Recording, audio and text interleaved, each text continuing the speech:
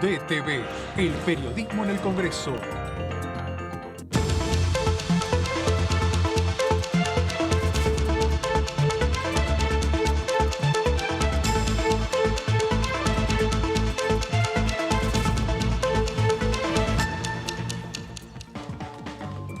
Hola, ¿cómo les va? Bienvenidos. Esto es El Análisis. Acá estamos con mis compañeros para contarles toda la actividad que hubo en el día de hoy. Finalmente se reunió la Comisión de Recursos Naturales con el tema humedales. Ahora Lauri y también Marquitos nos van a contar, nos van a hacer un resumen sobre todo lo que sucedió.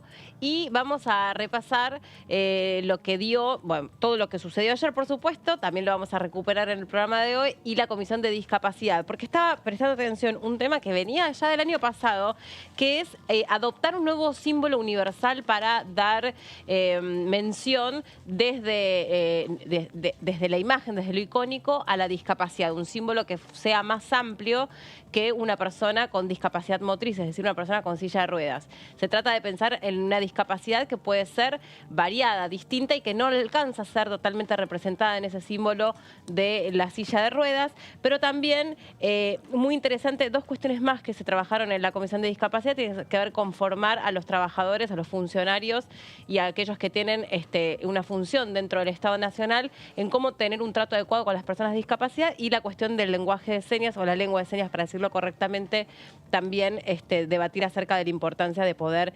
universalizar el conocimiento de ese lenguaje que es clave, por supuesto, para las personas que tienen algún tipo de discapacidad auditiva.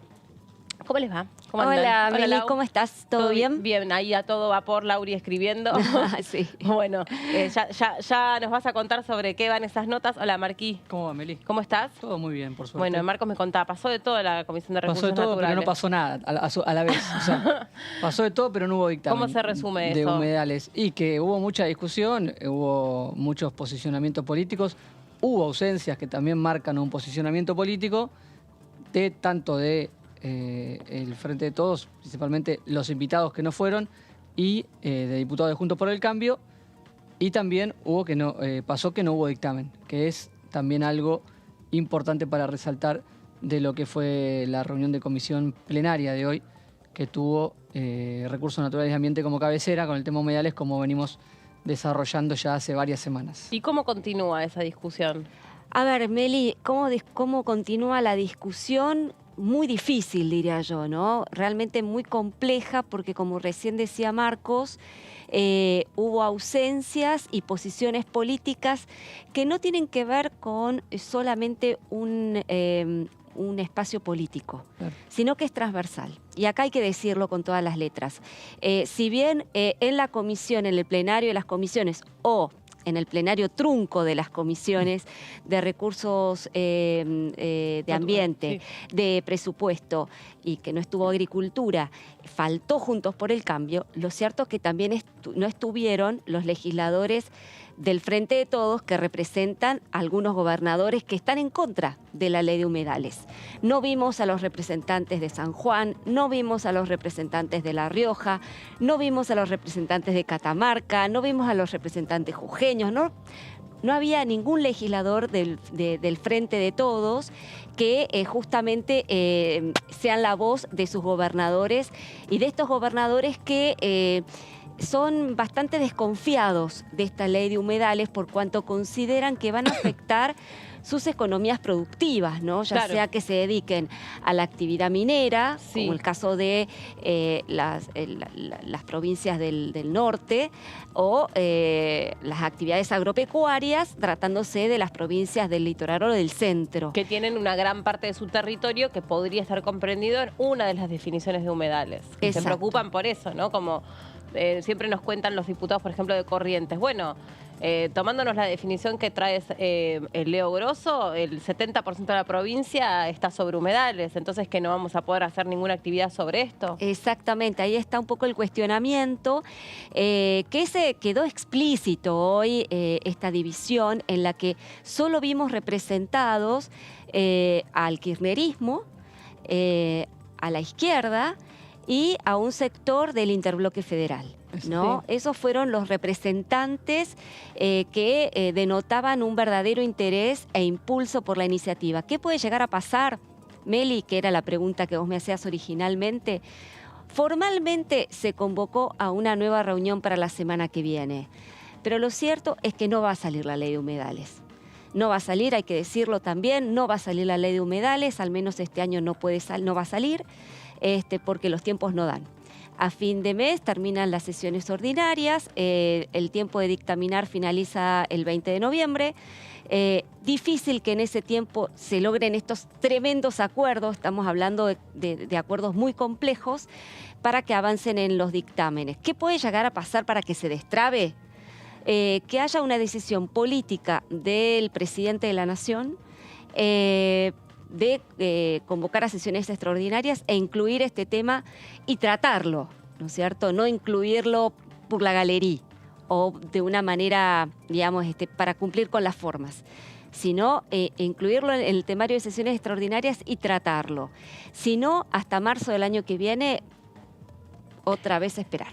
Yo me quedo pensando también, ahora vamos a compartir digamos, los distintos expositores que tuvo la comisión. Me quedo pensando cuáles eran los argumentos más fuertes que tenían aquellos que vienen batallando para que esta ley salga. Por un lado, bueno, saber que era un tema de interés del propio presidente de la Nación, porque lo había presentado ya en el temario de extraordinarias. Después, cuando fue la cumbre de Glasgow y la cumbre de los jóvenes por el medio ambiente, se volvió a hablar de la necesidad de esta ley. En su momento, bueno, este diputado, de hecho, el diputado Leonardo Grosso, fue uno de los diputados convocados a la cumbre de Glasgow. Él mismo instaló este tema fuertemente. No a Glasgow, sino a la cumbre de los jóvenes por el medio ambiente. Sí. Volvió a instalar fuerte este tema y la necesidad, lo que no se termina de entender, para mí, desde el punto de vista más de contenido, de cómo bajan el mensaje, es... La ley de humedales venía siempre como a batallar o a contarnos que iba a resolver gran parte de los desastres medioambientales que tenemos, porque son equilibradores naturales del medio ambiente, porque son capaces de absorber los gases que se producen por el efecto invernadero, porque equilibran la sequía, etcétera, etcétera. Pero no termino de encontrar la fuerza de este proyecto de ley tal cual está presentado, porque no hay ningún argumento que nos haga creer que si esta ley saliera se va a terminar la ceniza en suspensión en el aire en Rosario, se van a terminar los incendios. O sea, no alcanzo a encontrar un argumento fuerte que haga que alguien que se dedica a la actividad agropecuaria o alguien que se dedica a la actividad minera diga, no, sí, está muy bien que se identifiquen los humedales. Un poco hoy un diputado del Interior nos decía, este proyecto revive según para dónde sople el viento. Entiéndase, si sopla para la Ciudad de Buenos Aires y el humo aparece en los medios nacionales, el tema tiene visibilidad. Si no, desaparece. Sí, pero más allá de eso... Y además, eso, es evidente que esta ley no viene a solucionar eso. Tiene presencia mediática quizás por eso y no está apuntado a eso. Tiene presencia mediática, exactamente, vos lo explicaste recontra bien. Siento que la ley de humedales aparece, o como decís vos, vuelve a tomar, digamos, visibilidad. Sí. Forzadamente como consecuencia de los incendios. Exactamente. Es como que está forzado eso. Sí. ¿Por qué? Porque también eso termina siendo en sí mismo lo que es un valor, termina siendo para mí un defecto desde el punto de vista argumentativo. Porque primero que eso no va a suceder. Con una ley de humedales no vamos a tener menos incendios forestales y menos ceniza suspendida en el aire en Rosario o en donde sea. Eso no es así. No. Y también es que existe la idea está anclada sobre que si vos delimitas un humedal, vas a prohibir determinada cosa en el humedal. No se cuenta que en realidad primero se trata de identificarlos, censarlos, cuantificarlos, protegerlos, y que en tal caso, si hay un desarrollo de tal o cual tipo que avanza sobre un humedal, bueno, presentame un informe de impacto ambiental y vemos.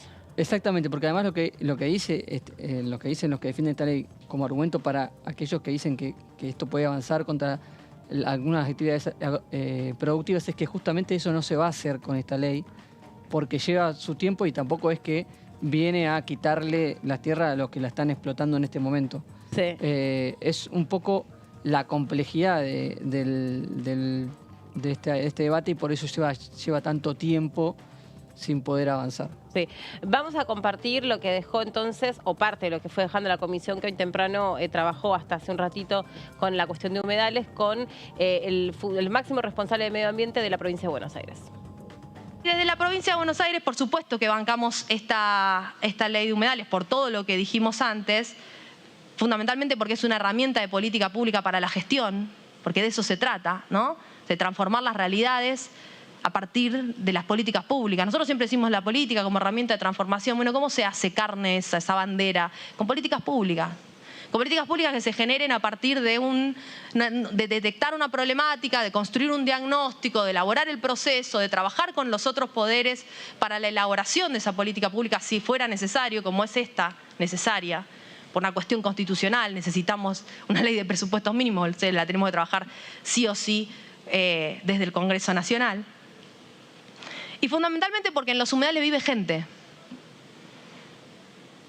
Los humedales vienen de alguna manera a romper una mirada binaria que existía del análisis de los servicios ecosistémicos, que eran ecosistema acuático o ecosistema terrestre. Y los humedales traen otro tipo de ecosistema, un ecosistema que es humedal y que hoy necesita regularse, porque hay una problemática que implica el no cuidado de los humedales, que es el agua y es el acceso al agua. Y son las comunidades que viven en torno y que producen en torno a esos humedales. Porque por supuesto, digo, ya creo que lo aclaré, pero no encontramos que esta ley sea para nada antiproductivista. Porque, insisto, no existe esa dicotomía, porque es falsa y porque hoy no hay forma de entender la producción si no es sustentable. Bueno, ahí estaba explicándolo la ministra de Medio Ambiente de la provincia de Buenos Aires. No tiene la intención, esta ley tal cual se la conoce, una idea de prohibir actividades o de cancelar algunas cuestiones que se podrían llegar a ver amenazadas. Hay que ver si están así o no. No, y Exacto. además creo que dijo una cosa que también es importante, cuando sostiene e enfatiza que no se trata de una ley que busca imponer desde la nación determinados parámetros ambientales, sino que, bueno, son las provincias las que, por tener el dominio de sus recursos naturales, las que son las autoridades de aplicación de la norma. Con lo cual ahí es donde trata de relativizar el hecho o ese temor que tienen los gobiernos provinciales de que haya una injerencia, un intervencionismo por parte de la nación a las provincias en temas ambientales.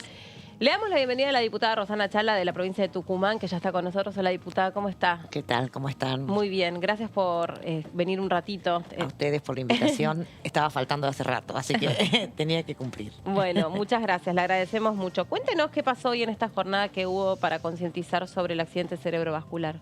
Bueno, la verdad que hoy tuvimos una jornada muy interesante. Empezamos con la Comisión de Discapacidad temprano, dando derechos a esto que tenemos, la discapacidad, ¿no? Un tema tan relegado, ¿no? Y yo presenté un proyecto de ley que tiene que ver con la detección precoz, la prevención, el diagnóstico oportuno del ataque cerebrovascular. El ataque cerebrovascular afecta a 15 millones de personas por año en el mundo, de las cuales 5 millones mueren, 5 millones quedan con secuelas.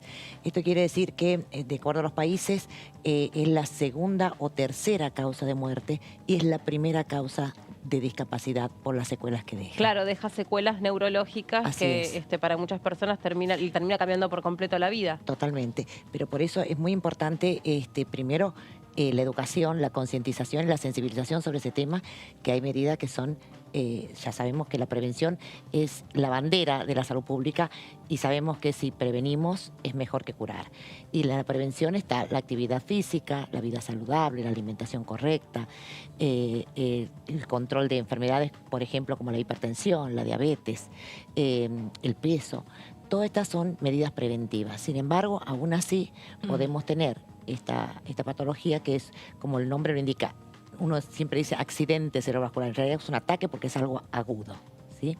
Y en ese momento es muy importante el diagnóstico oportuno y el tratamiento precoz. Tenemos un periodo ventana que si nosotros tratamos esos ataques cerebrovasculares en tiempo y forma, las secuelas pueden ser mínimas o no tener secuelas y evitar la muerte de esta manera.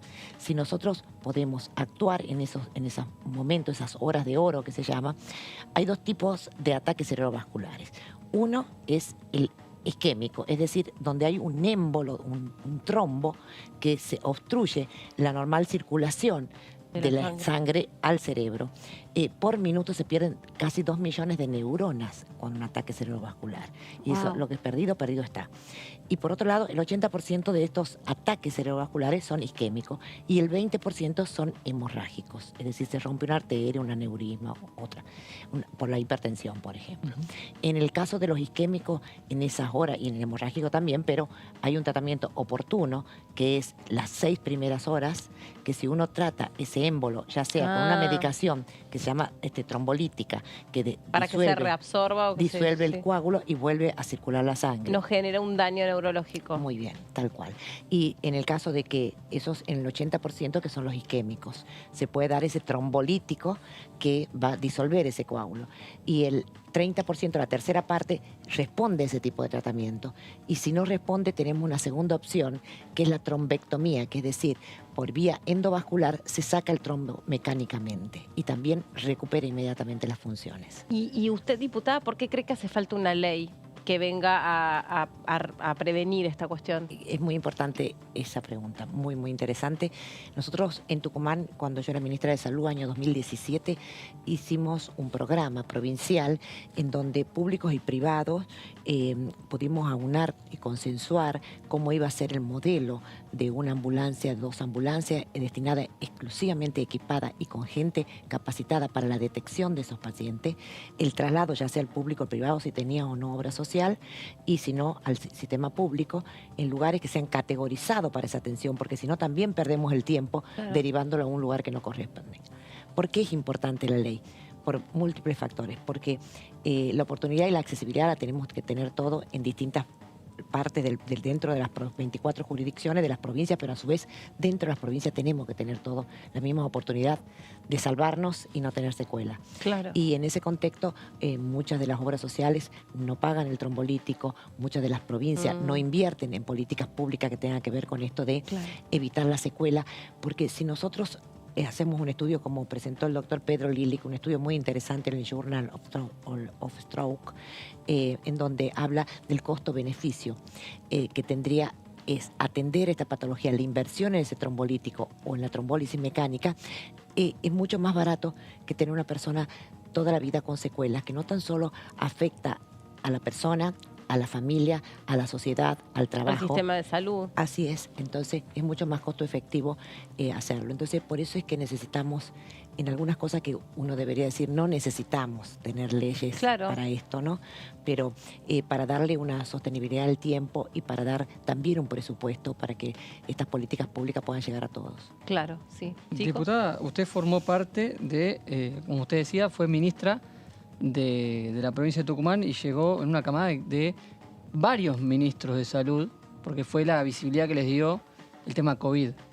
Y de esa problemática han surgido varias leyes.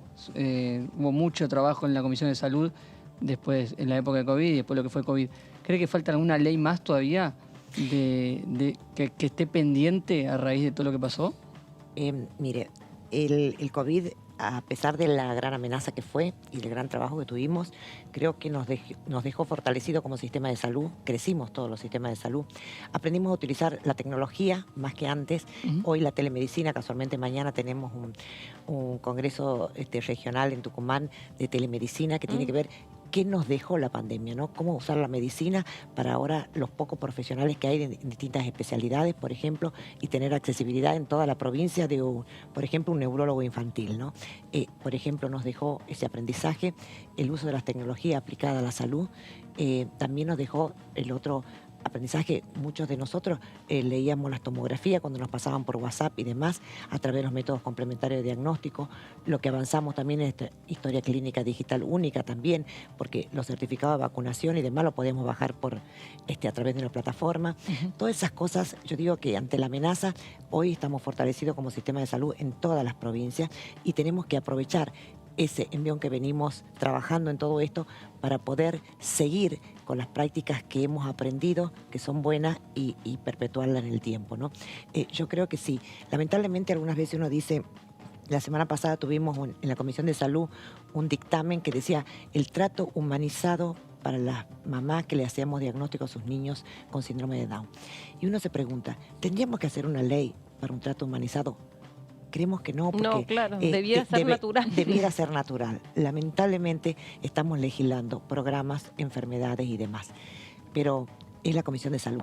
También tenemos que ver por eso. Hoy, por ejemplo, hablando de discapacidad y tecnología, se anunció el desarrollo de un bot a nivel nacional, donde uno, por ejemplo, va a poder tramitar el certificado de discapacidad de manera inteligente, con un robotito.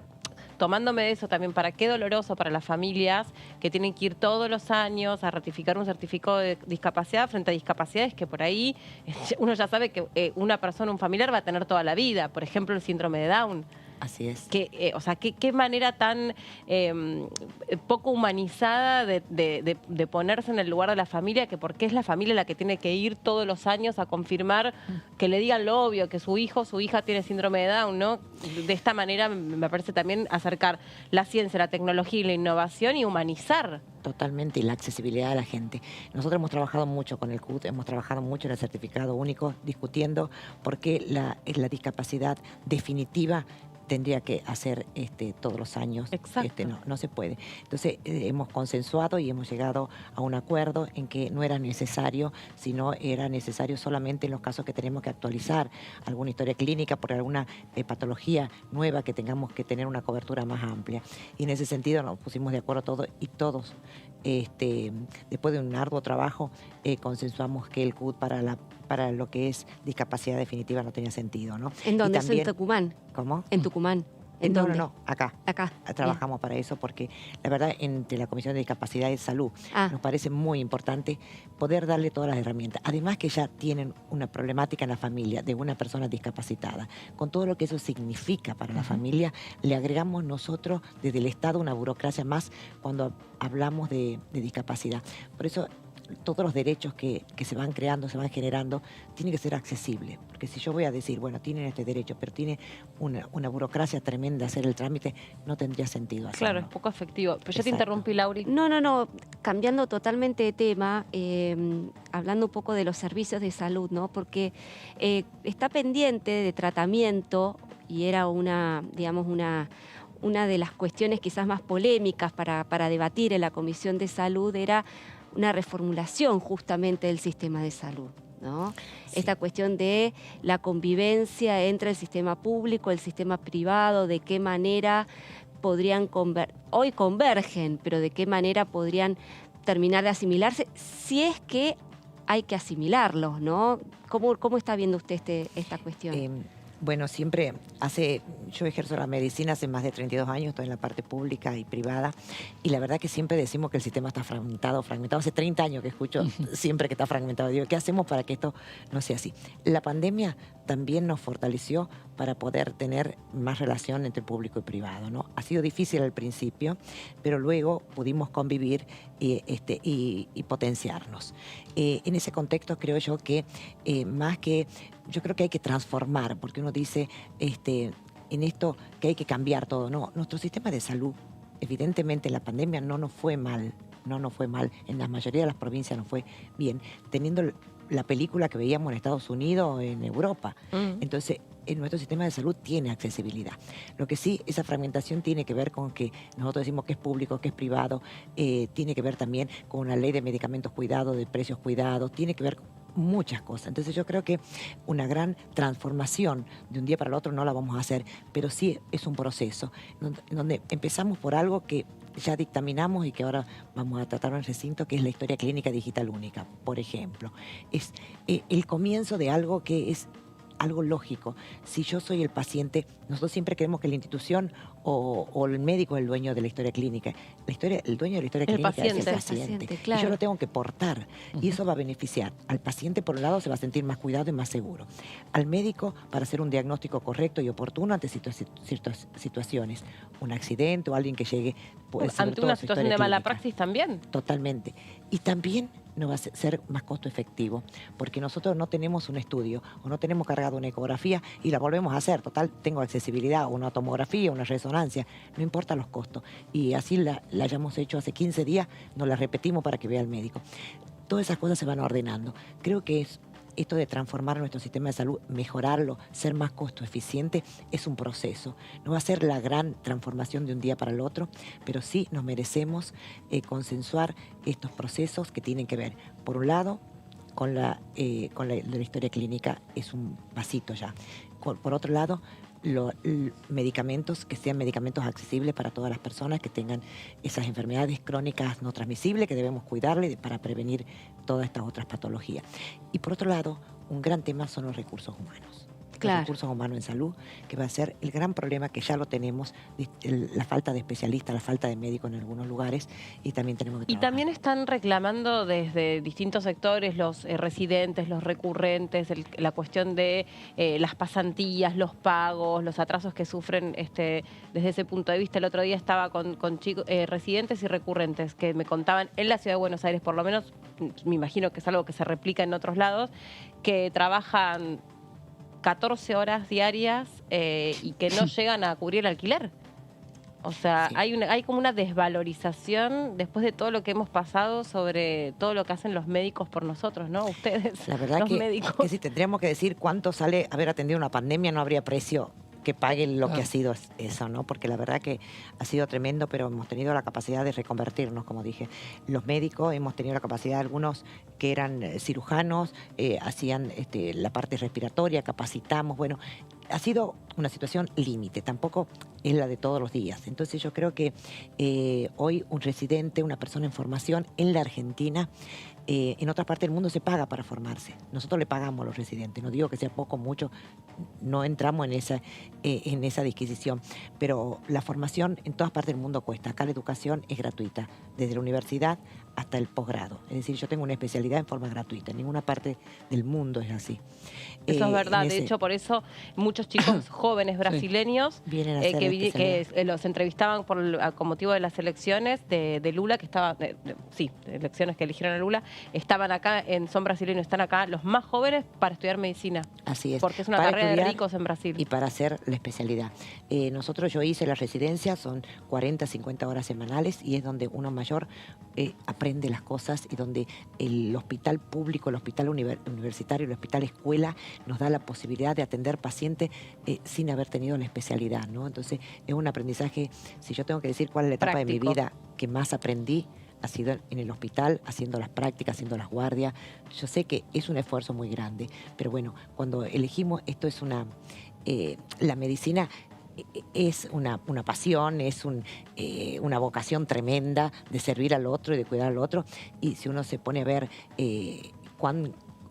cuántos gana un médico, bueno, sí, la verdad que ganamos poco como muchos de los argentinos, pero la verdad que cuando uno está en formación, creo que supera la formación que un maestro nos enseña a nosotros, o sea, generoso con su Conocimiento. sapienza. Por ejemplo, recién tuvimos de invitado al doctor Pedro Lili, que es una eminencia mundial en cirugía endovascular, en intervencionismo, y aprender directamente de él sus enseñanzas y sus cosas, eso no tiene precio también, no tiene valor. Así que yo creo que nuestros jóvenes tienen el derecho a reclamar y todo lo demás, pero yo les doy un consejo, que la mejor etapa para aprender, absorber todos esos conocimientos y después ponerlo en práctica para la gente y para hacer lo mejor de nuestra medicina, lo mejor que tenemos para la salud de la gente, ¿no? Y diputada, siguiendo un poco la línea del tema recursos humanos, el incentivo que es hoy el tema de los salarios en general, no hablemos puntualmente de esta profesión, y desde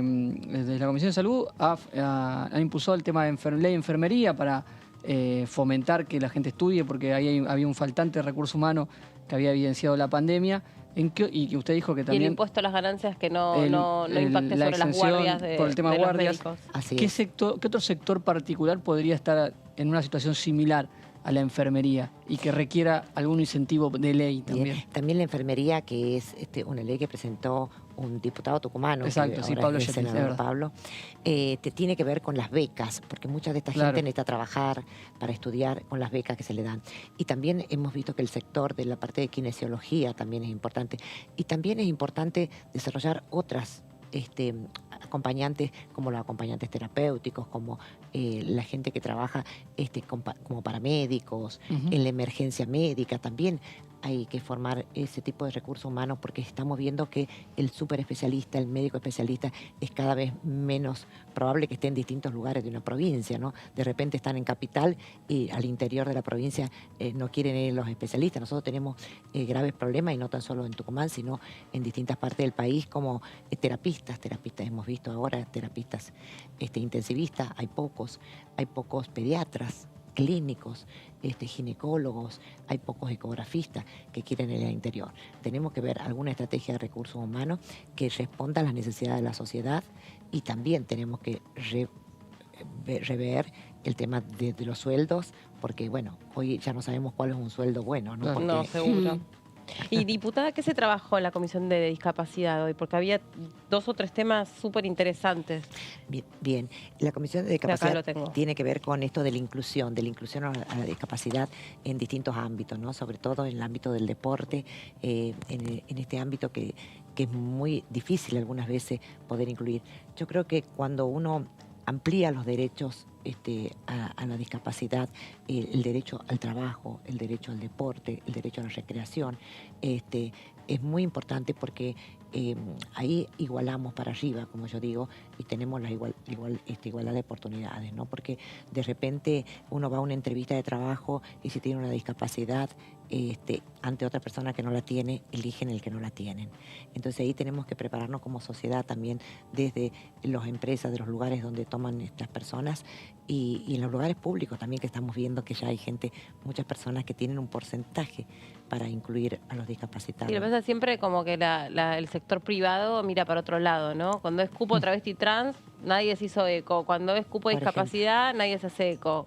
Como... Una gente que ha sufrido discriminación siempre, ¿no? En todo Sí. ámbito, en todo ámbito. Pero- Entonces eso tenemos que Era trabajarlo voluntad como sociedad. del sistema público, ¿no?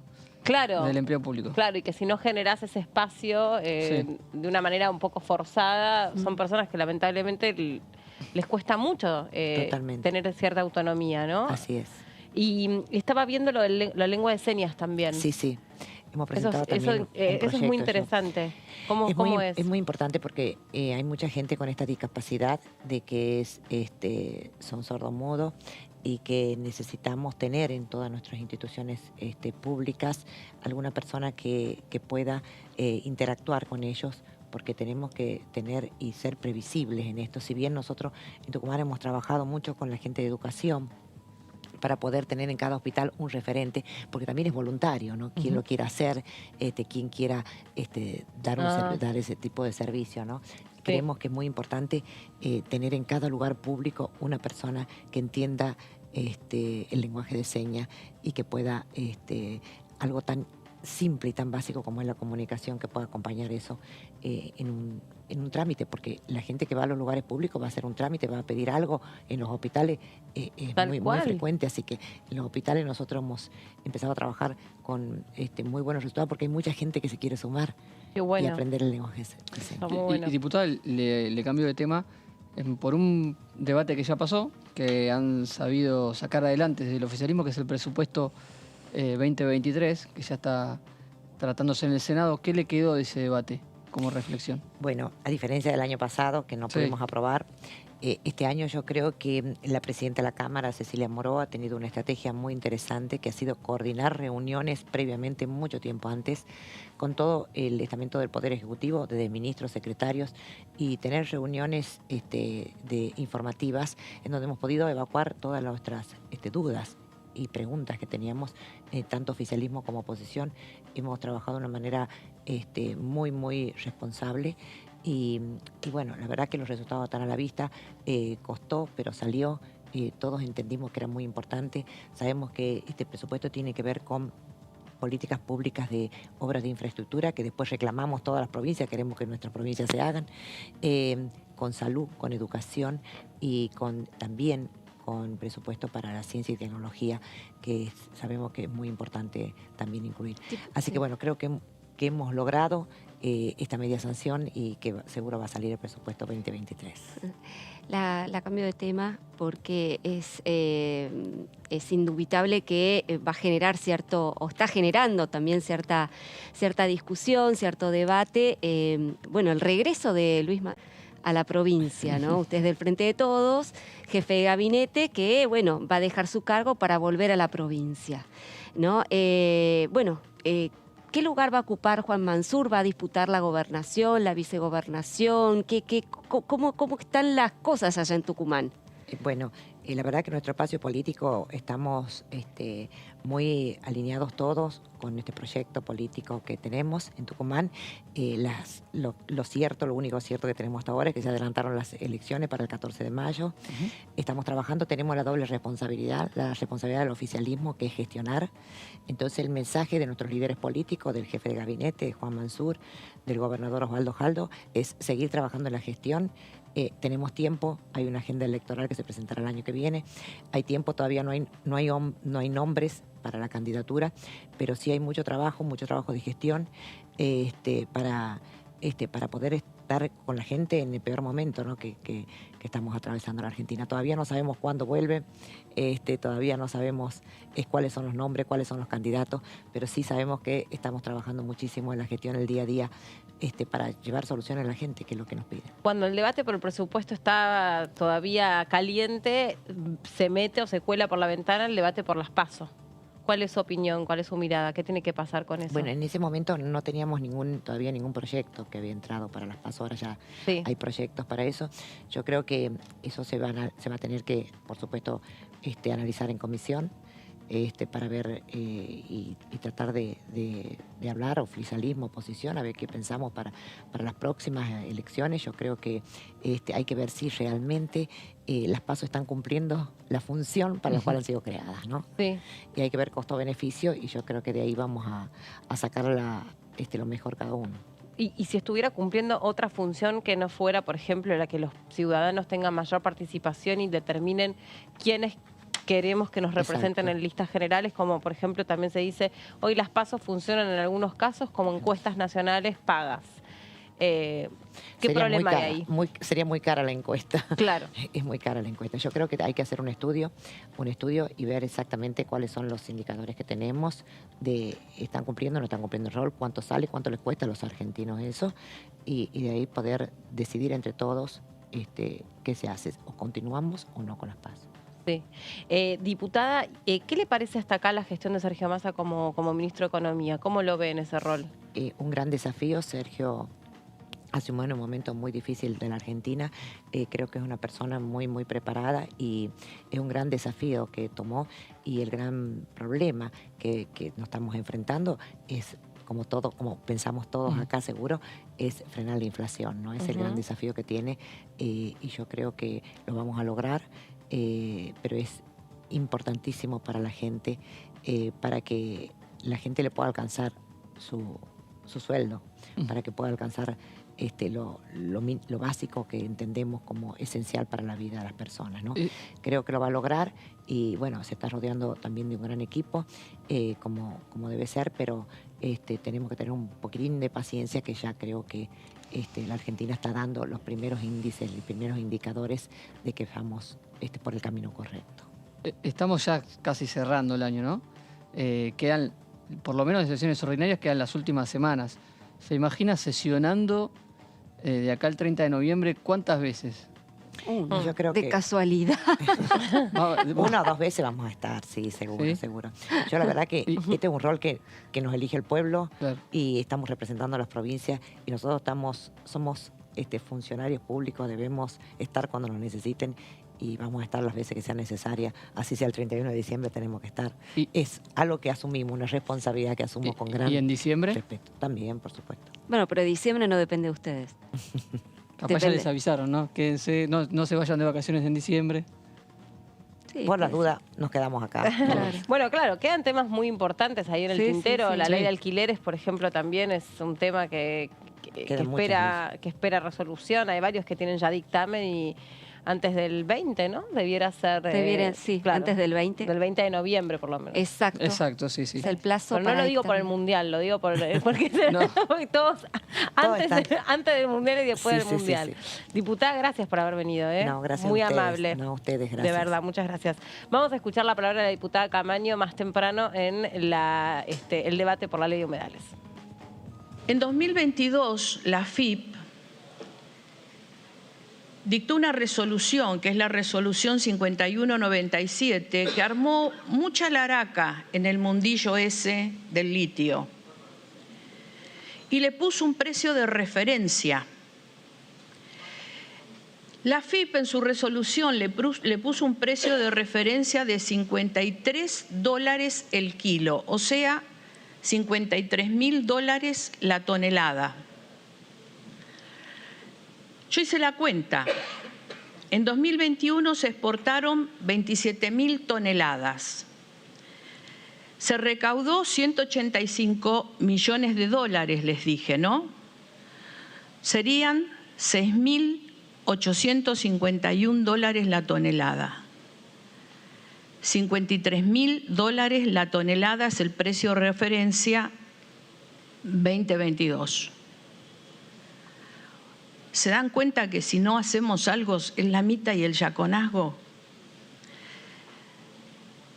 Entonces, cuando a mí me dicen que hay gobernadores que no quieren tener ley de humedales y que nosotros estamos intentando ponerle una traba al oro blanco, tuvimos oros de todos los colores en la cordillera. Y si alguien se toma el trabajo de hacer una vista aérea de la cordillera argentina, se van a encontrar con unos agujeros impresionantes. Son los agujeros que nos deja la explotación minera. Entonces, ¿quién se hace rico? Porque acá llegamos y tenemos un 50% de pobre. ¿Dónde está la plata? ¿Quién se la lleva? Me parece que es irracional lo que estamos haciendo. Igual que yo, me viene folky. Ahí estamos hablando de la camisa de Graciela Camaño con Lauri. Es un look folky. Un look folky, sí, colorido. Sí, colores vivos. Sí, Primavera. Y convengamos que Graciela Camaño es una mujer muy apasionada con los temas ambientales, Sí, ¿no? sí. Ella participa en casi todas, por no decir todas las reuniones de la comisión. El tema del agujero azul se metió muchísimo, o sea, había un montón. Participa de foros internacionales, viaja mucho, se asesora. Sí, de hecho, nos había contado que iba a la COP, que es una cumbre que tiene que ver con reunir a los países del mundo, que creo que lo organiza la UNESCO, sin ir más lejos, relacionado a al medio ambiente, y que ella iba a traer como muchos temas parlamentarios vinculados a esta cuestión, que es la agenda que se viene. Lo que pasa que acá le hemos dado tanta poca bola. Exactamente, y es lo que de alguna manera ella también se lamenta, ¿no? En la reunión de la comisión de hace un ratito de recursos naturales y de presupuesto y hacienda, le echó la culpa a Juntos por el Cambio por el fracaso de la reunión, puntualmente a Ricardo Burjaile por no haber convocado a la Comisión de Agricultura. También es cierto que no fueron representantes del oficialismo, ¿no? Y ella también lo dijo en un párrafo de su alocución. Dice, yo no quiero atarme a lo que manden los gobernadores. Digo, nosotros también somos representantes del pueblo, ¿no? Entonces vemos cómo se cruzan ahí las presiones, los intereses y este juego de poder que se da en torno a la ley de humedales. Sí, sí, es cierto. Marqui, vos vas a hablar de eso, ¿no? De la ley de Justamente, humedales. vamos a hacer un repaso de algo que hemos estado hablando mucho, pero que es la base de esta discusión, que es el proyecto o la propuesta de dictamen del oficialismo, de la Comisión de Recursos Naturales, porque lo que se ha intentado es que sea lo más transversal posible y que está llevando adelante esta discusión de como retrató hoy Leonardo Grosso, presidente de la Comisión de Ambiente, los más de 10 proyectos que hay y que han sido presentados en el marco de este debate. Este vendría a ser el que está adelante, digamos, ¿no? Como propuesta de los que comandan las comisiones de Recursos Naturales de Ambiente y de Presupuesto, que son del oficialismo. ¿Qué es la ley de humedales? ¿Qué objetivo tiene? Bueno, establecer los presupuestos mínimos de protección ambiental para la preservación, la restauración y el uso racional y sostenible de los humedales en todo el territorio de la nación, reconociendo su valor intrínseco y resguardando su integridad ecológica. Este es el objetivo madre que motiva el proyecto. Ahora vamos a ver de qué manera y por qué se termina trabando y discutiendo tanto esta ley de humedales. Hay que recordar que los recursos naturales son de las provincias por mandato constitucional, pero el Congreso de la Nación tiene la potestad de establecer los presupuestos mínimos para la protección. Es ahí donde está una de las cuestiones, hasta dónde está la responsabilidad de cada jurisdicción, las provincias o nación. En este caso, el Congreso Nacional quiere legislar para estos presupuestos mínimos que establece la Constitución Nacional. Seguimos. Que tiene una definición de lo que es un humedal, el proyecto. Y aquí empieza el principal problema de todos. Claro. La definición que da la propuesta mayoritaria.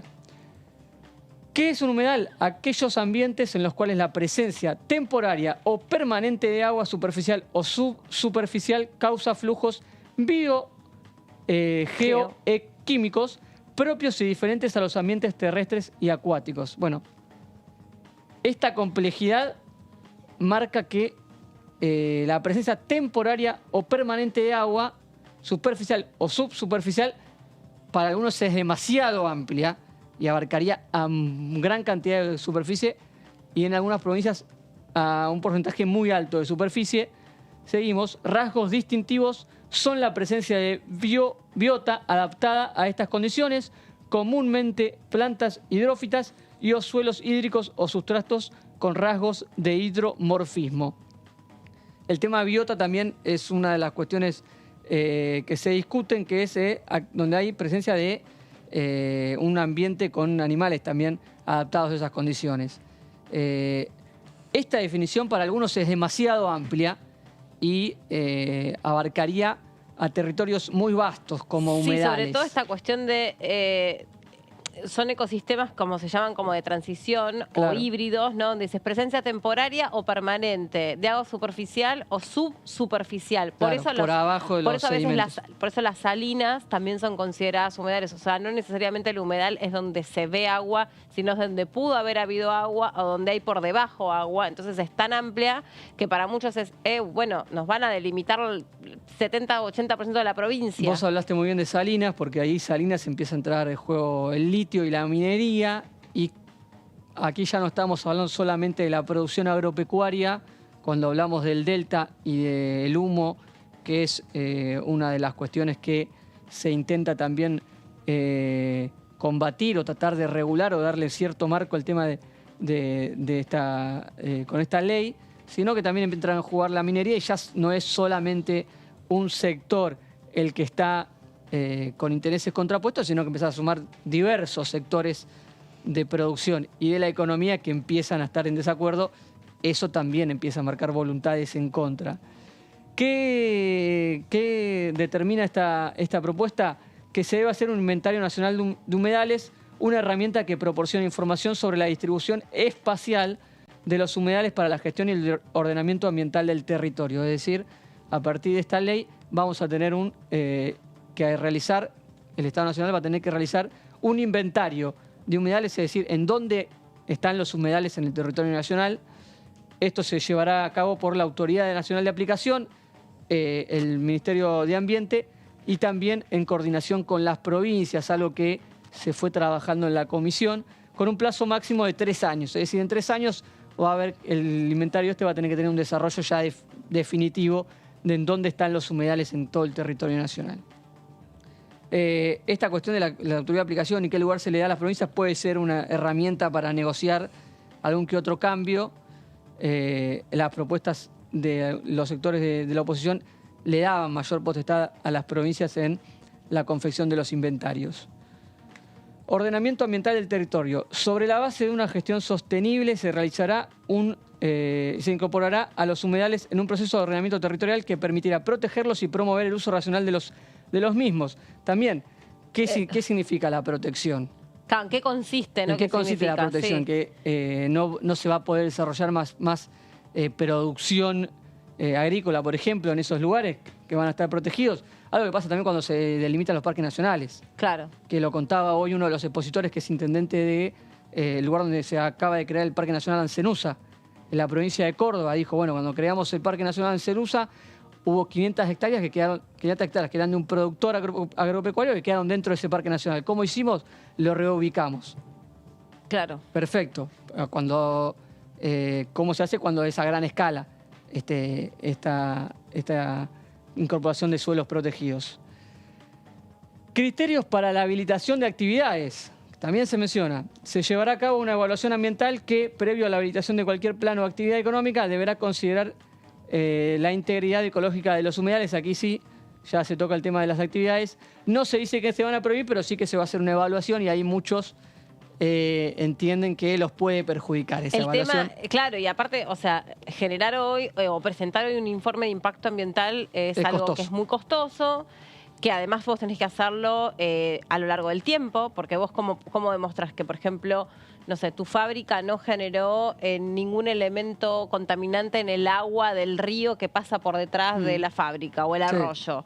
Bueno, tenés que ir tomando muestras a lo largo de un año. Bueno, un año ambientalmente es un montón. Un año para un emprendimiento, para una producción, o sea, te puede hacer perder un montón de dinero. Y son costos Claro. que nadie está dispuesto a aceptar fácilmente, digamos. Van a aquellos en los que ¿Y quién pueden sentir realiza, que pueden... ¿Y quién realiza el informe de impacto ambiental? ¿Lo realiza la provincia? ¿Lo tiene que presentar el que quiere desarrollar un emprendimiento? Y sí, ¿Quién lo lleva adelante? el que tiene que explotar ese territorio.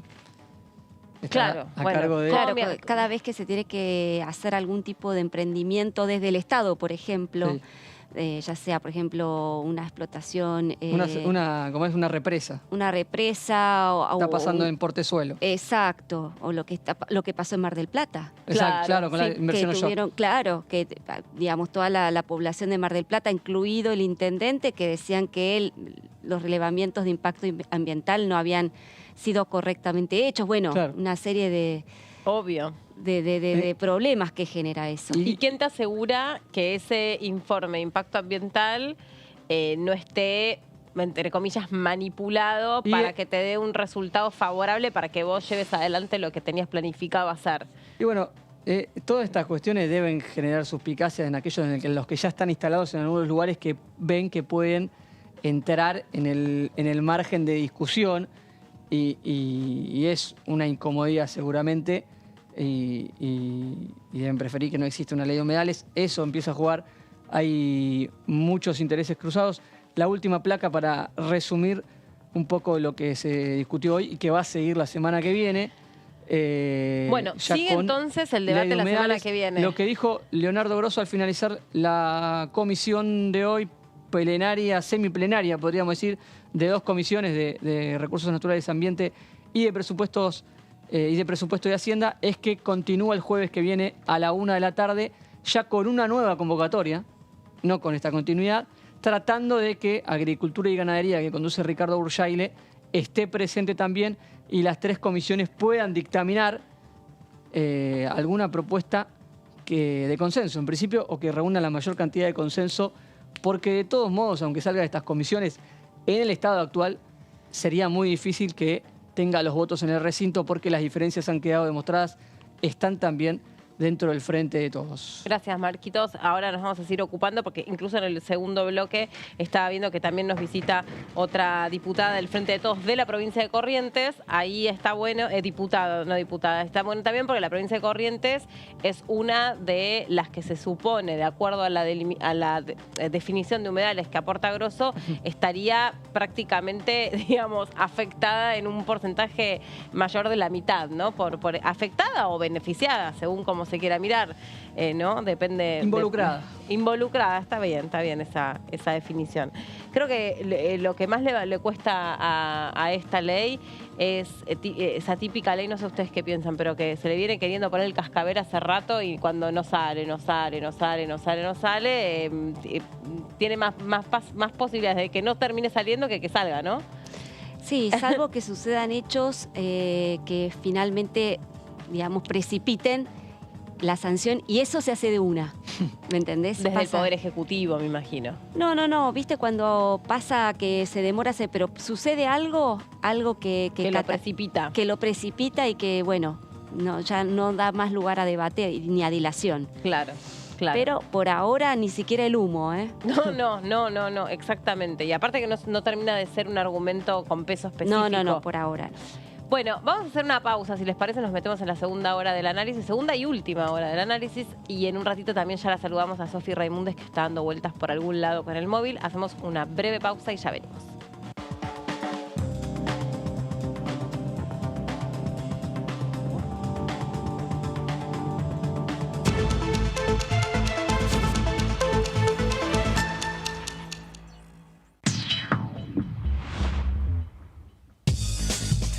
Lo que piensan las diputadas. Lo que piensan los diputados.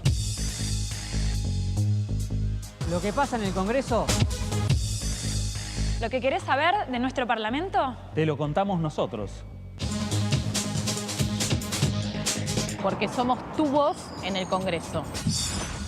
DTV, el periodismo en el Congreso. Activa abrazos, cuidados, activa juegos, salud, recreos, activa defensas, activa vacunas. Campaña de vacunación contra el sarampión, rubiola, paperas y polio para niñas y niños de entre 13 meses y 4 años inclusive, del 1 de octubre al 13 de noviembre. Recordá que estas 2 dosis adicionales son gratuitas y obligatorias en todos los vacunatorios y centros de salud del país. Activa Vacunas, Ministerio de Salud, Argentina Presidencia. Gracias, Premios TAL, por las nominaciones.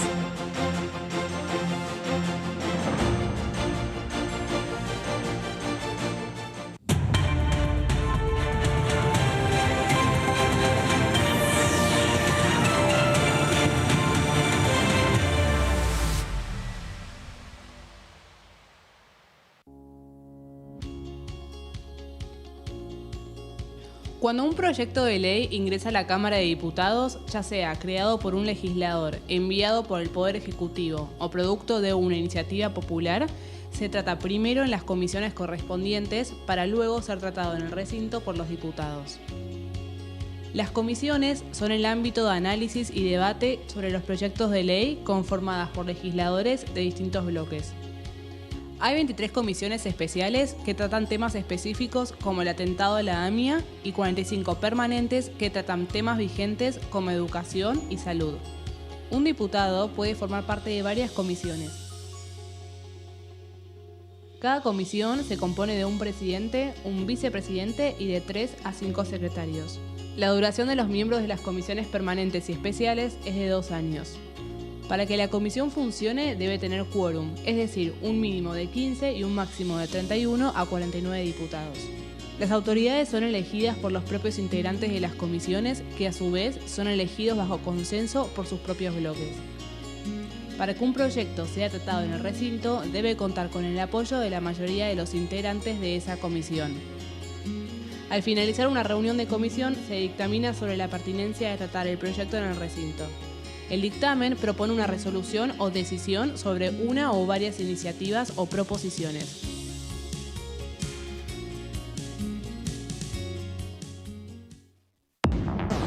Hola, ¿cómo andan? Bienvenidos, bienvenidas a esta tercera edición. Sé y conozco de primera mano, por ejemplo, todas las dificultades que generan en el INAS. Esto, porque hay que ir, pedir partida por partida, etcétera, ¿no? Entonces, no es un tema menor que el Estado cuente con presupuesto para el año 2023. Por suerte fue positivo, pudimos aprobar un presupuesto, pudimos debatirlo. Creo que tuvo mucho que ver eso, el hecho de haber tenido el tiempo de debate, de haber tenido la posibilidad de escuchar a todo el equipo económico, 9 ministros, bueno, tantos funcionarios que pasaron por comisiones. DTV, tercera edición, de lunes a viernes. Vacuna antigripal anual 2022. Si formás parte de los grupos de riesgo, personas de 65 años o más, personal de salud, embarazadas y puérperas, niñas y niños de 6 a 24 meses, personas de 2 a 64 años con inmunocompromiso o enfermedades crónicas, respiratorias, cardíacas, diabetes, es fundamental que recibas ahora esta vacuna para prevenir las formas graves de gripe. La aplicación es gratuita en todo el país. Y recordá que podés dártela junto a cualquier otra vacuna. Vacunate. Es bueno para vos. es bueno para todas y todos.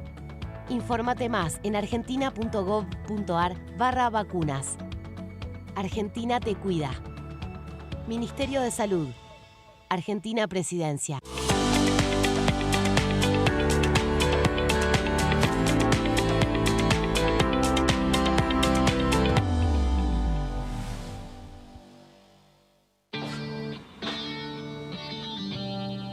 Joaquín, mirá, llegaste a casa. Los tres llegamos. Cada vez más argentinas y argentinos están llegando a su casa propia porque seguimos construyendo y entregando viviendas. Primero la gente. Ministerio de Desarrollo Territorial y Hábitat. Argentina Presidencia.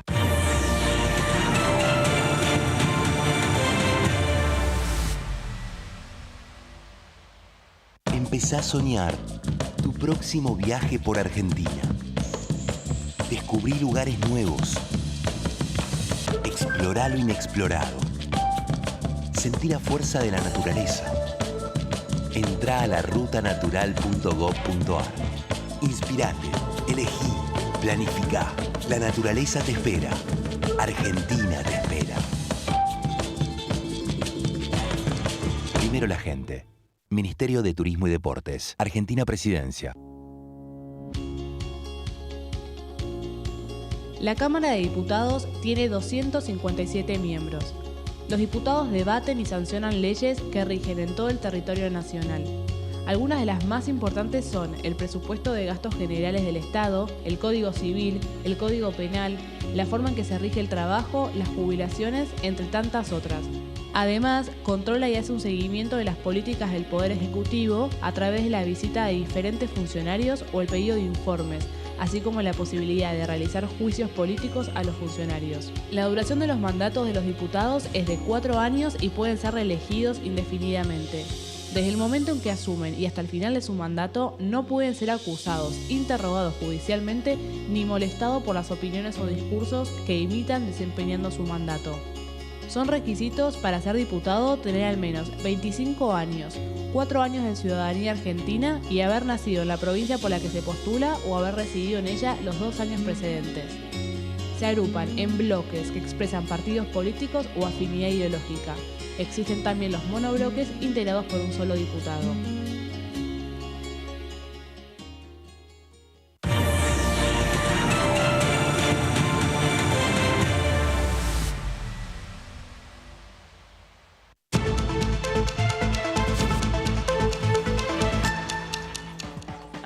Me comí la mague que volvíamos y no habíamos vuelto. Bueno, primero hay que saludar a nuestra productora ejecutiva, que es su cumpleaños, por ahora nos saludamos al aire, así que le dimos un beso. Nos prometieron una porción de torta.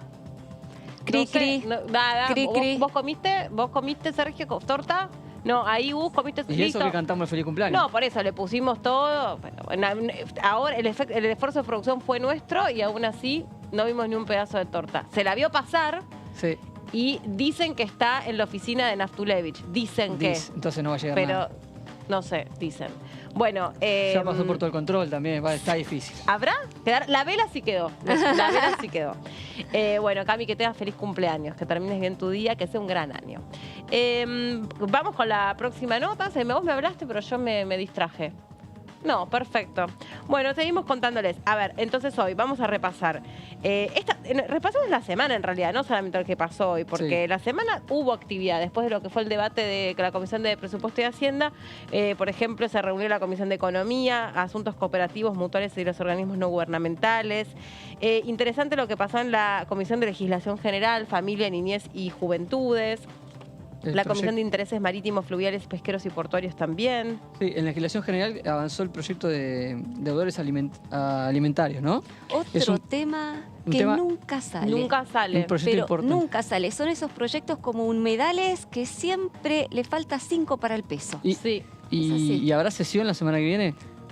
Por ahí... Vos también te venís con cada pregunta. Y siendo no jueves ya empezamos a preguntar esas cosas. Terminando la semana. Había intención de que sí. Pero, y hay temas, obviamente, para que pueda haber una próxima sesión.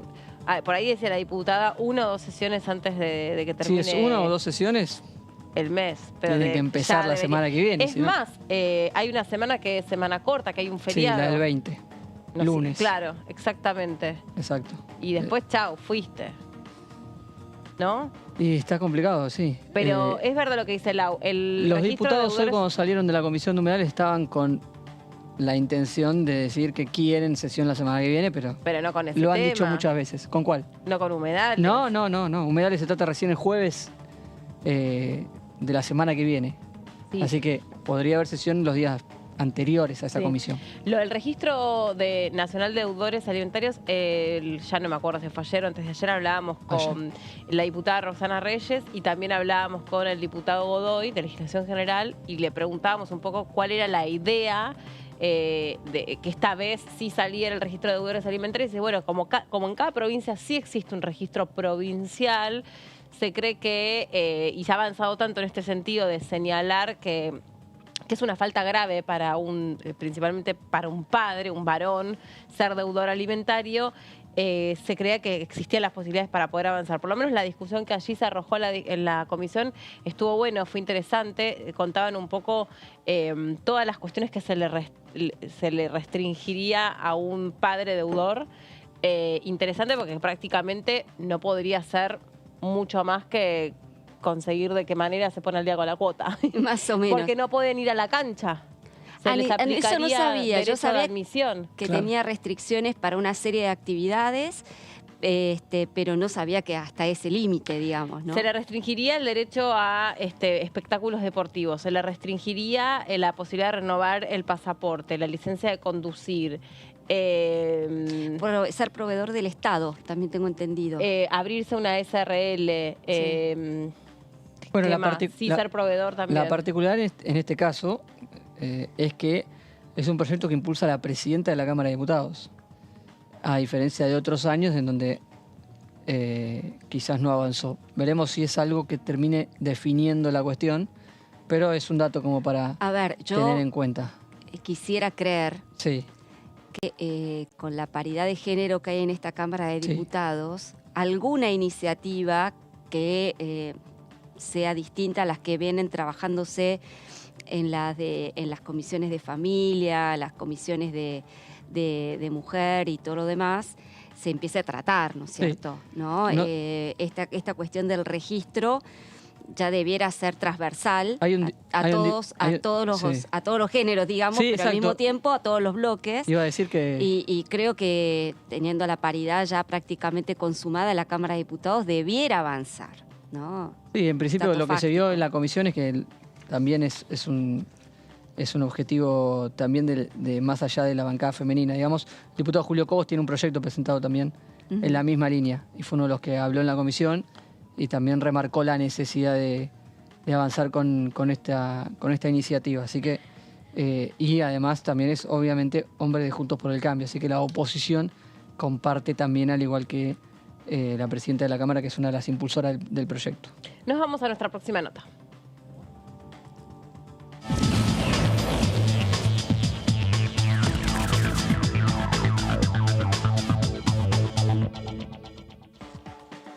Nos recibe desde la provincia de Corrientes el diputado Fabián Borda. ¿Cómo le va, diputado? ¿Cómo está?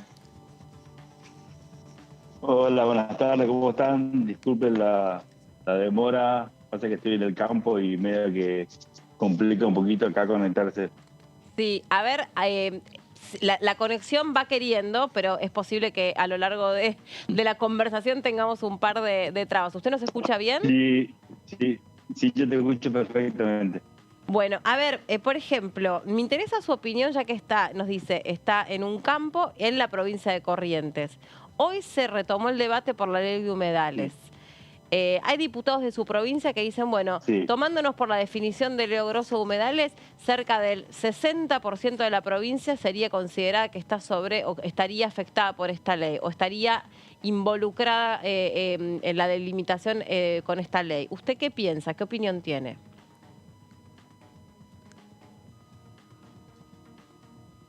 Sí, es una ley que, bueno, necesitamos la ley de humedales de los argentinos, va a ser una ley muy compleja. Corrientes es una provincia que tiene muchos humedales, partió de la base nomás que el otro liberal es de de 1.300.000 hectáreas, o sea que sin contarlo el río Paraná, el río Uruguay, los afluentes de cada río, y o sea, vamos a tener que hacer un relevamiento, la provincia de Corrientes va a tener que hacer un relevamiento que está a cargo de la provincia, relevamiento, ¿no? Un relevamiento muy efectivo, muy bueno, como para que no afecte la ley a los productores y a las productoras y a la forestación, a los ganaderos, y sobre todo acá los humedales en Corrientes vive mucha gente dentro de los humedales y que producen sus huertas familiares, así que su agricultura familiar, así que es una ley que, bueno, yo me he reunido justamente hoy a la mañana con pequeños productores sobre este tema. Como hoy no voy a haber dictamen, como tenía pactada hacer esta reunión, me trasladé hasta mi provincia, hasta mi región, a poder hablar con ellos. Eso es lo que está viviendo, la realidad de cómo le afectaría o no esta ley, ¿no? Así que, bueno, estamos trabajando en eso. O sea, yo me estoy muniendo de mucha información como para en la próxima sesión trasladar a la comisión y a nuestro presidente de Agricultura y a nuestro presidente de Medio Ambiente. ¿Usted considera, qué tal, diputado Borda? Laura Sarra lo saluda. Preguntarle si usted considera que la Comisión de Agricultura a la que usted pertenece debiera participar del plenario de las comisiones, porque hoy se dio en la reunión una discusión reglamentaria sobre, bueno, si correspondía o no continuar con el cuarto intermedio.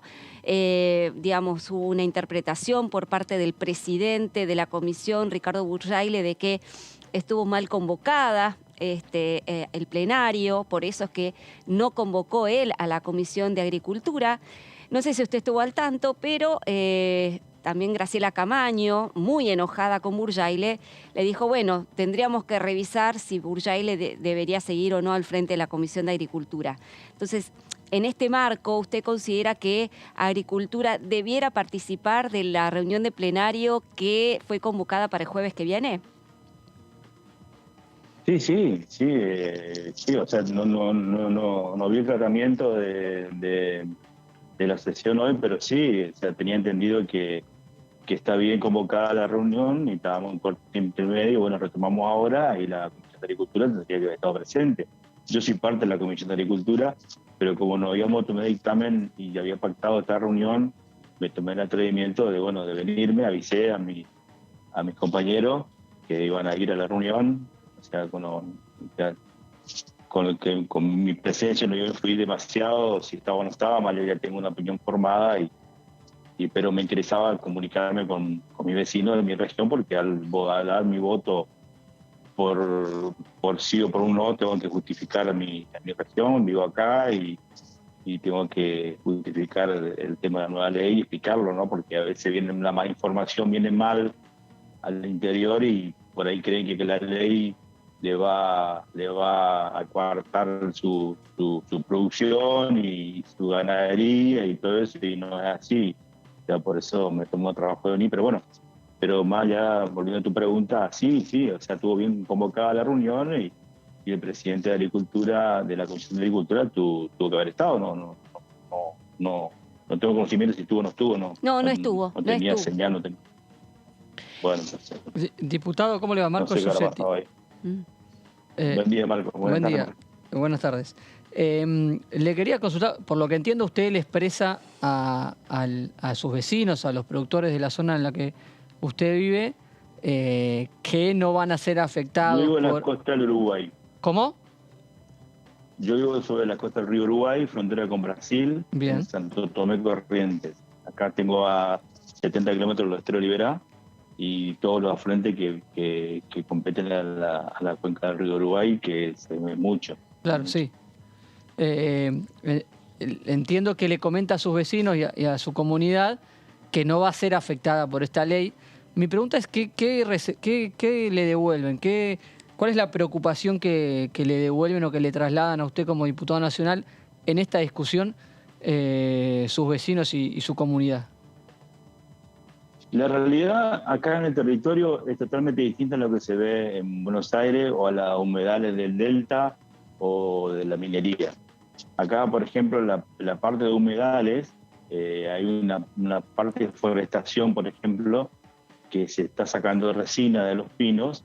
Acá tenemos más de 150.000 hectáreas de forestación alrededor de Santo Tomé, en toda la región. En la parte en los humedales se planta bastante pino, donde se saca la mayor parte de resina, que es un producto muy importante para distintos derivados, ¿no? Y hay mucha mano de obra, hay muchas, creo que son pequeñas colonias ya formadas porque van a trabajar ahí por temporada y se quedan toda temporada fija. Lo que ellos me devuelven es que están preocupados por eso que van a...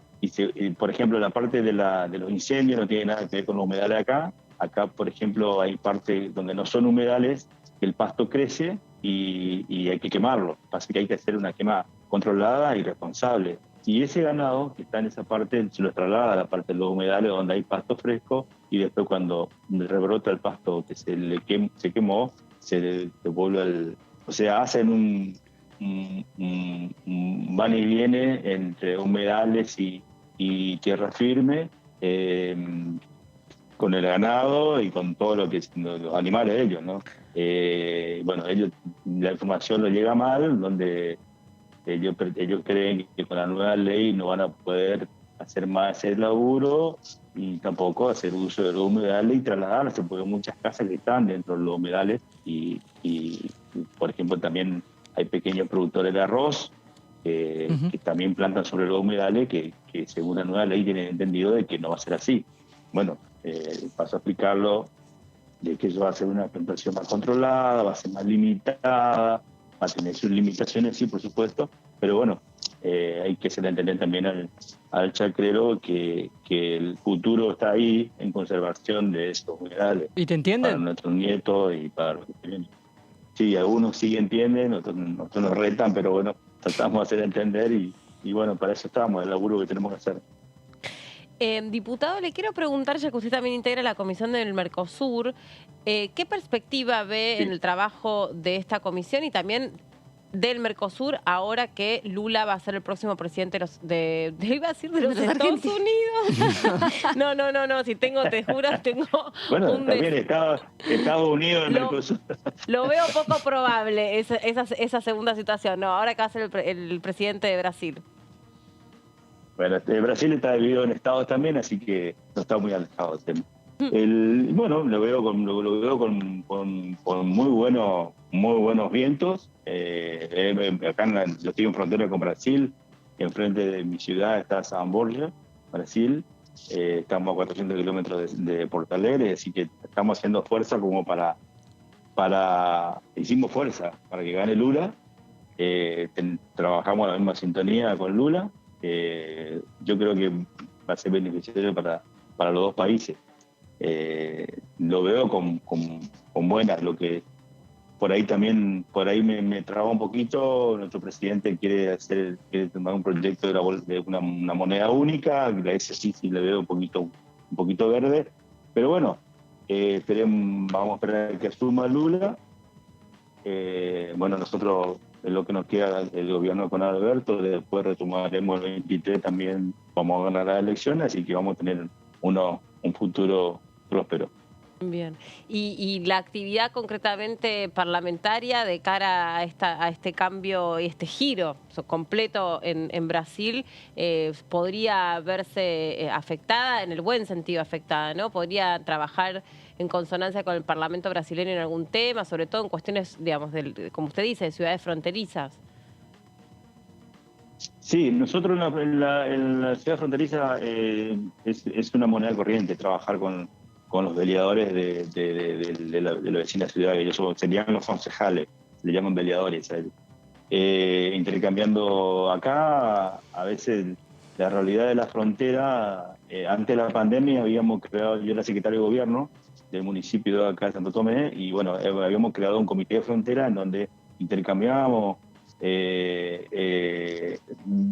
la vida cotidiana de cada ciudad en la frontera, que es totalmente distinta a lo que pasa en la ciudad grande.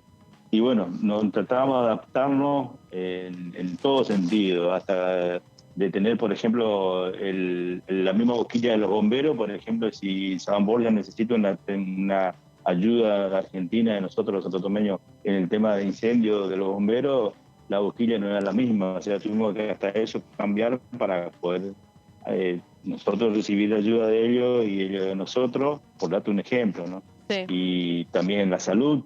Brasil es muy adelantada, tiene hospitales muy de alta tecnología, que a veces muchos chicos van a nacer allá por embarazos complicados, porque acá tenemos a 400 kilómetros de la capital de Corrientes y a 150 Posadas Misiones, o sea que y nos queda más cerca de cruzar el puente.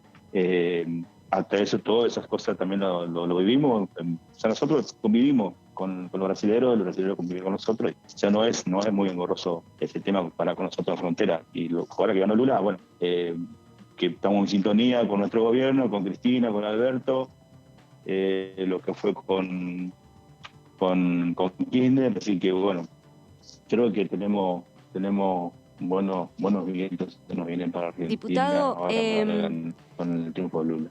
Preguntarle, usted recién acaba de decir, no quiero dejarlo pasar por alto, que bueno, en las elecciones del año que viene usted tiene la esperanza de que el oficialismo vuelva a ganar las elecciones presidenciales justamente para motorizar este cuerpo regional, ¿no?, que es el Mercosur. Pero yendo un poco a las elecciones justamente el año que viene y estos buenos augurios que usted tiene para la performance del oficialismo, ¿usted cree que debieran suspenderse, derogarse las primarias? Porque ahí hay una suerte de tensión dentro del oficialismo entre Alberto Fernández, que ha dicho públicamente que a su juicio es una ley que debiera permanecer vigente, y otros sectores del Frente de Todos que sostienen lo contrario, entre ellos varios gobernadores del peronismo. ¿Usted en qué lado estaría ubicado?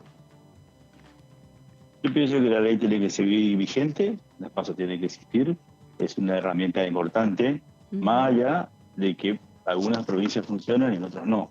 Claro.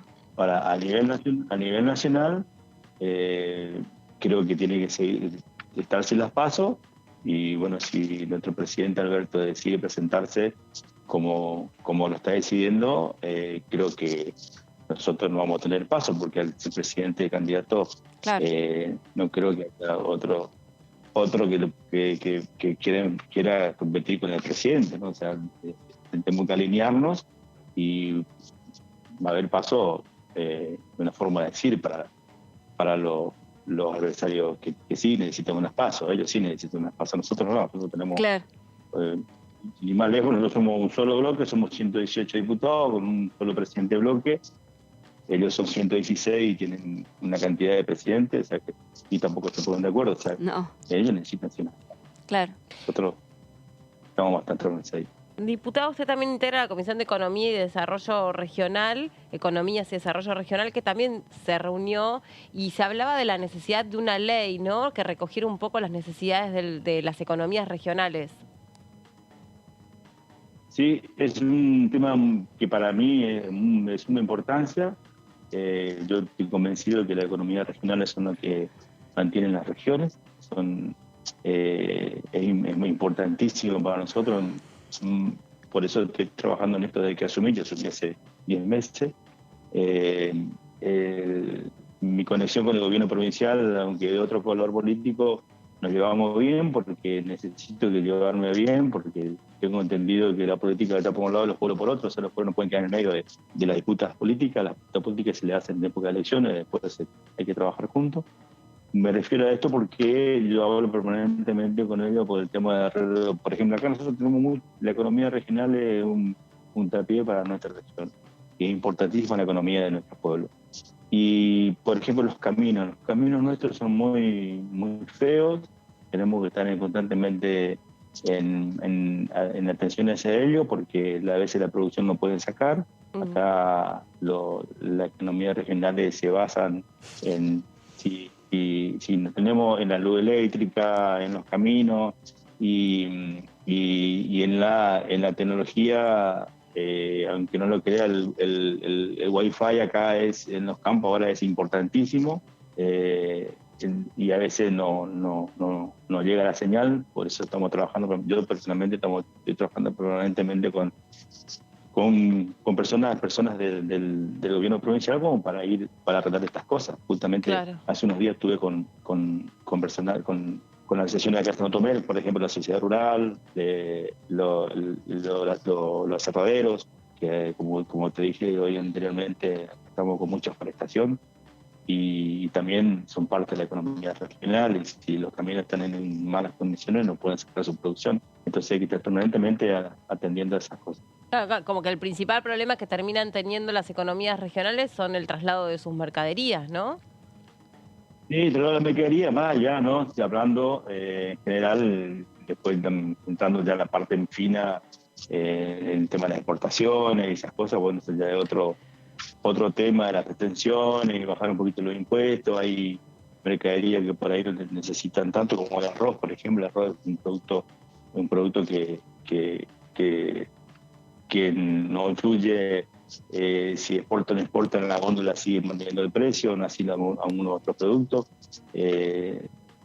Pero hablando en la economía regional, en la región misma, sí, necesitamos todas esas cosas, esos elementos que te dije para que funcione y después lo puedan brindar su producto. Claro, claro. El diputado pasó uno de los debates más importantes del año, que es el del presupuesto.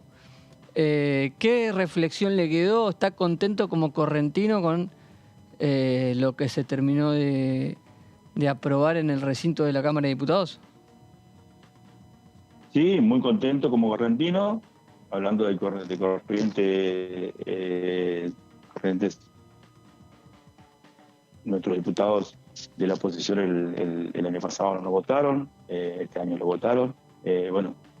Los radicales votaron, las chicas de otros no votaron. Pero bueno,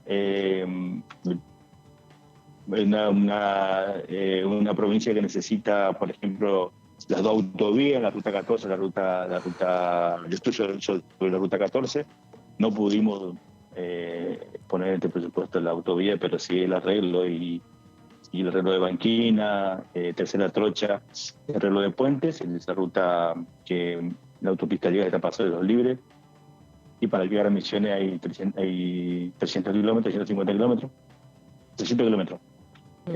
Y en esos 300 kilómetros la ruta casi se está formando un caos, porque acá tenemos en Santo Tomé el único centro unificado de frontera, que es una aduana que está liberando entre importación y exportación un promedio de 800.000 camiones por día, sin contar los camiones internacionales que vienen de la zona de Irigoyen y Iguazú, que también ocupan la ruta 14, sin contar todo el tema, como te vuelvo a repetir y caigo de vuelta en la forestación, los camiones que sacan con sus rollos, sus maderas, hay aserradero por todos lados.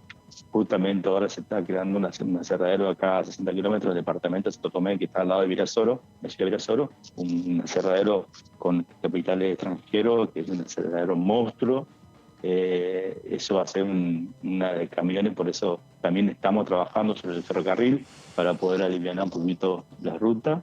Pero ya nos hemos reunido con diputados correntinos para poder tratar de ver si podemos impulsar la autopista, la autovía, la ruta 14 y la ruta 12, que también es un caos de Salada a Corriente, que también se pudo incluir en este presupuesto la mejora como la ruta 14. Diputado. Más allá de lo que se firmó ahora, ¿no? Que se dio ahora, hasta el 14 de diciembre está abierta la licitación del puente Chaco Corriente, que es una cosa maravillosa para esa zona. Va a ser una descongestión maravillosa en el tema de Corriente, porque todos los camiones internacionales de carga que van a Chile pasan por Corriente y bueno, ahora van a tener su puente. Le agradecemos mucho este contacto, fue muy amable, que esté muy bien. Bueno, gracias a ustedes, que tengan buenas tardes. Chao, muy buenas tardes. Nos está llamando rapidito Sofi con la presentación de un proyecto de ley del diputado Leopoldo Moró. Sofi, bienvenida. Hola compañeros, ¿cómo están? Buenas tardes Meli y también para todos los que están en el piso. Exactamente, estamos recorriendo diferentes sectores de nuestro Congreso Nacional y ahora estamos en el segundo piso del anexo C porque en minutos nada más se va a dar la presentación de este proyecto subtitulados obligatorios electrónicos y por eso estamos con el protagonista de la tarde del día de hoy, quien presentó este proyecto, el diputado del Frente de Todos por la provincia de Buenos Aires, Leopoldo Moró, que nos va a explicar de qué consta este proyecto y a quiénes beneficia básicamente. ¿Qué tal? ¿Cómo les va? Bueno, este es un proyecto que pretende incorporar con un derecho pleno a discapacitados, en este caso discapacitados auditivos. Muchas veces la Constitución Nacional consagra principios generales de igualdad ante la ley o de igualdad de oportunidades, pero si no hay leyes que reglamenten ese principio general y lo particularicen, como por ejemplo esta y tantas otras que se han ido votando, eso queda como un enunciado, pero que en la práctica no le sirve a nadie. Entonces hoy estamos presentando un proyecto que significa, como usted lo acaba de anunciar, la obligación para los canales de televisión de aire, para los canales de televisión de cable y los satelitales de origen nacional, de incorporar en su programación lo que se denomina el subtitulado. A primera vista algunos dirán que puede ser muy costoso. Para nada, las nuevas tecnologías hacen que con una simple aplicación se pueda llevar adelante este subtitulado. En segundo lugar, tampoco estamos planteando que sea a lo largo de toda la programación de un canal de aire.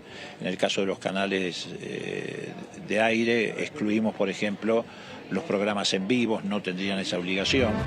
Y en el caso de los canales de cable, como en general los canales de cable son de noticias, y las noticias se van repitiendo a lo largo del día, lo que planteamos es que haya un subtitulado obligatorio de carácter vespertino, uno de carácter matutino y otro de carácter diurno. Es decir, a lo largo de todo el día, en 3 segmentos diferentes de los cables de noticias, que haya subtitulado. ¿Por qué el subtitulado? Bueno, porque es la única posibilidad que tienen aquellos que tienen sordera total o parcial de poder acceder a la información. Y no solamente acceder a la información, porque además tampoco esto es algo que está exclusivamente dirigido a los discapacitados auditivos. También está dirigido, por ejemplo, a chicos que están empezando a leer, los ayuda en ese sentido. Estaba dirigido a personas que están viendo televisión en lugares donde hay bares o distintos lugares donde hay ruido y muchas veces te resulta muy difícil interpretar lo que están diciendo desde el punto de vista de la voz. Ancianos que han ido perdiendo capacidad auditiva pero no son sordos propiamente dicho. Es decir, abarca un universo muy amplio. Aquellos que tienen dificultades auditivas totales o parciales se calcula que son aproximadamente en la Argentina 500.000 de personas, que si no le damos este acceso es muy difícil que puedan tener el derecho, en igualdad de condiciones con el resto de la población, de informarse, de formarse a través de la programación televisiva. Germán lo saluda desde el piso. Hola, ¿qué tal? Bien, muchas gracias por contarnos sobre el valor de este proyecto. ¿Y sabe lo que estaba pensando? No sé cuándo usted empezó a escribir o redactar o pensar sobre este proyecto, pero cuando empezó la pandemia y todos los conductores de noticias teníamos la obligación de llevar barbijos, hubo un reclamo muy fuerte de la comunidad que tenía algún tipo de dificultad en este sentido porque no podía leer nuestros labios. Y allí se empezó a decir, bueno, la verdad es que qué poco los tenemos en cuenta desde lo cotidiano, ¿no?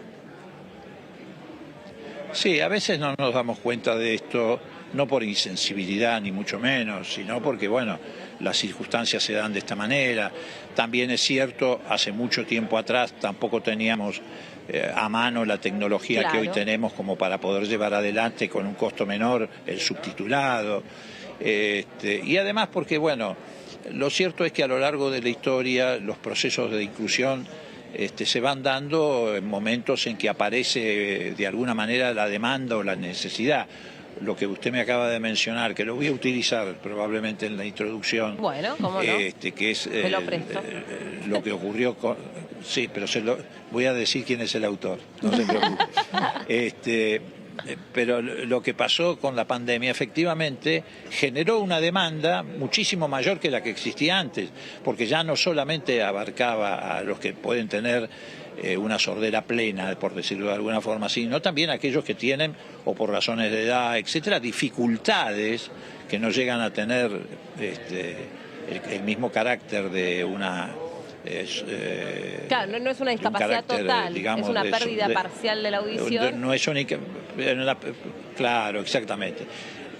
Mire, yo cuando venía para acá recordaba que a pocos días de haber iniciado la actividad del Parlamento después del 83, a mí me tocó presentar un proyecto que modificó un artículo del Código Civil, el Código Civil sancionado en 1927. Ese artículo, aunque nos parezca mentira hoy, vedaba a los no videntes la posibilidad de ser tutores o curadores. Es decir, era una prohibición tácita que le vedaba a una discapacidad poder ejercitar como cualquier otra persona sus derechos civiles. Claro. Y bueno, lo tuvimos que modificar. Digo, poco a poco en el ejercicio democrático estas cosas se van corrigiendo. Ese es uno de los valores de la democracia. Sí. Usted tenga en cuenta que en regímenes autoritarios de carácter fascista o en Alemania bajo el gobierno de Hitler, las discapacidades terminaban en campos de concentración. Sí, sí, había que ocultar esa porción de la sociedad e invisibilizarlos completamente, y después quedó un poco como naturalizada esa conducta hacia las personas que tienen discapacidad. Mire, de hecho hoy se reunió la Comisión de Discapacidad en torno a justamente poder reflexionar y pensar cuál es nuestro vínculo y qué lugar le damos a las personas discapacitadas, cómo las tratamos. O sea, me parece que desde repensar el ícono que representa la discapacidad en adelante y todo lo que estamos charlando. Concretamente sobre el proyecto de ley que usted va a presentar, hay muchos televisores hoy inteligentes que tienen una tecla que uno la aprieta y le aparece de manera automática el subtítulo. Exactamente. Pero ¿cuál sería la diferencia? Exactamente. Hay subtítulos ocultos. Sí, claro. A eso se les llama subtítulos ocultos. Lo que pasa es que esa tecnología es una tecnología a la que no todos tienen acceso. Me imagino. En general está en los televisores Smart, pero no todos los argentinos tienen acceso a esa tecnología porque todavía es una tecnología cara, digamos. Ajá, pero funcionaría Entonces, de igual con esto manera. estamos corrigiendo esa... No. Y sí, funcionaría de igual manera. Okay. A ver, lo que pasa es que en aquellos televisores donde no está incorporada esta tecnología, eso se suple con que el canal de televisión, ya sea abierto o de cable, incorpore en su programación los subtítulos. En la tecnología que ya está disponible en los televisores Smart, no hace falta porque el subtítulo está oculto, pero está. Usted lo busca con una tecla y lo puede poner. ¿Qué tal, diputado Moro? Laura Serra lo saluda. La pregunta es justamente... ¿Qué decís, Laura? ¿Qué tal? ¿Cómo estás? No, preguntarle concretamente quién es el que, o qué sector debería entonces introducir la tecnología, si son los que producen los televisores o son los gerentes de programación de los canales. Digamos, no, en este caso son los gerentes de programación de los canales. Ah, ok. En este caso son los gerentes, en el caso de este proyecto, los gerentes de programación de los canales. Obviamente esto no se contrapone con que sigan extendiéndose las tecnologías y ojalá se abaraten esas tecnologías y entonces, bueno, llegar a un punto donde las dos cosas confluirán y no hará falta entonces que los gerentes... Pero eso significaría que todos tengan acceso a esa tecnología. Está claro. Cosa que, te reitero, hoy no ocurre. Está clarísimo. Hoy no ocurre. Sí. Diputado, ya no lo queremos retener mucho más porque tiene que presentar el proyecto, ¿no? Así es, sí, estamos ya casi a sala llena acá en el piso 2 de una de las, bueno, la sala más importante que tenemos de deliberaciones, sí, porque es un tema que, reitero, moviliza a mucha gente. Sin duda, pero una última, ¿cómo la está viendo su hija en su rol de presidente de la Cámara de Diputados?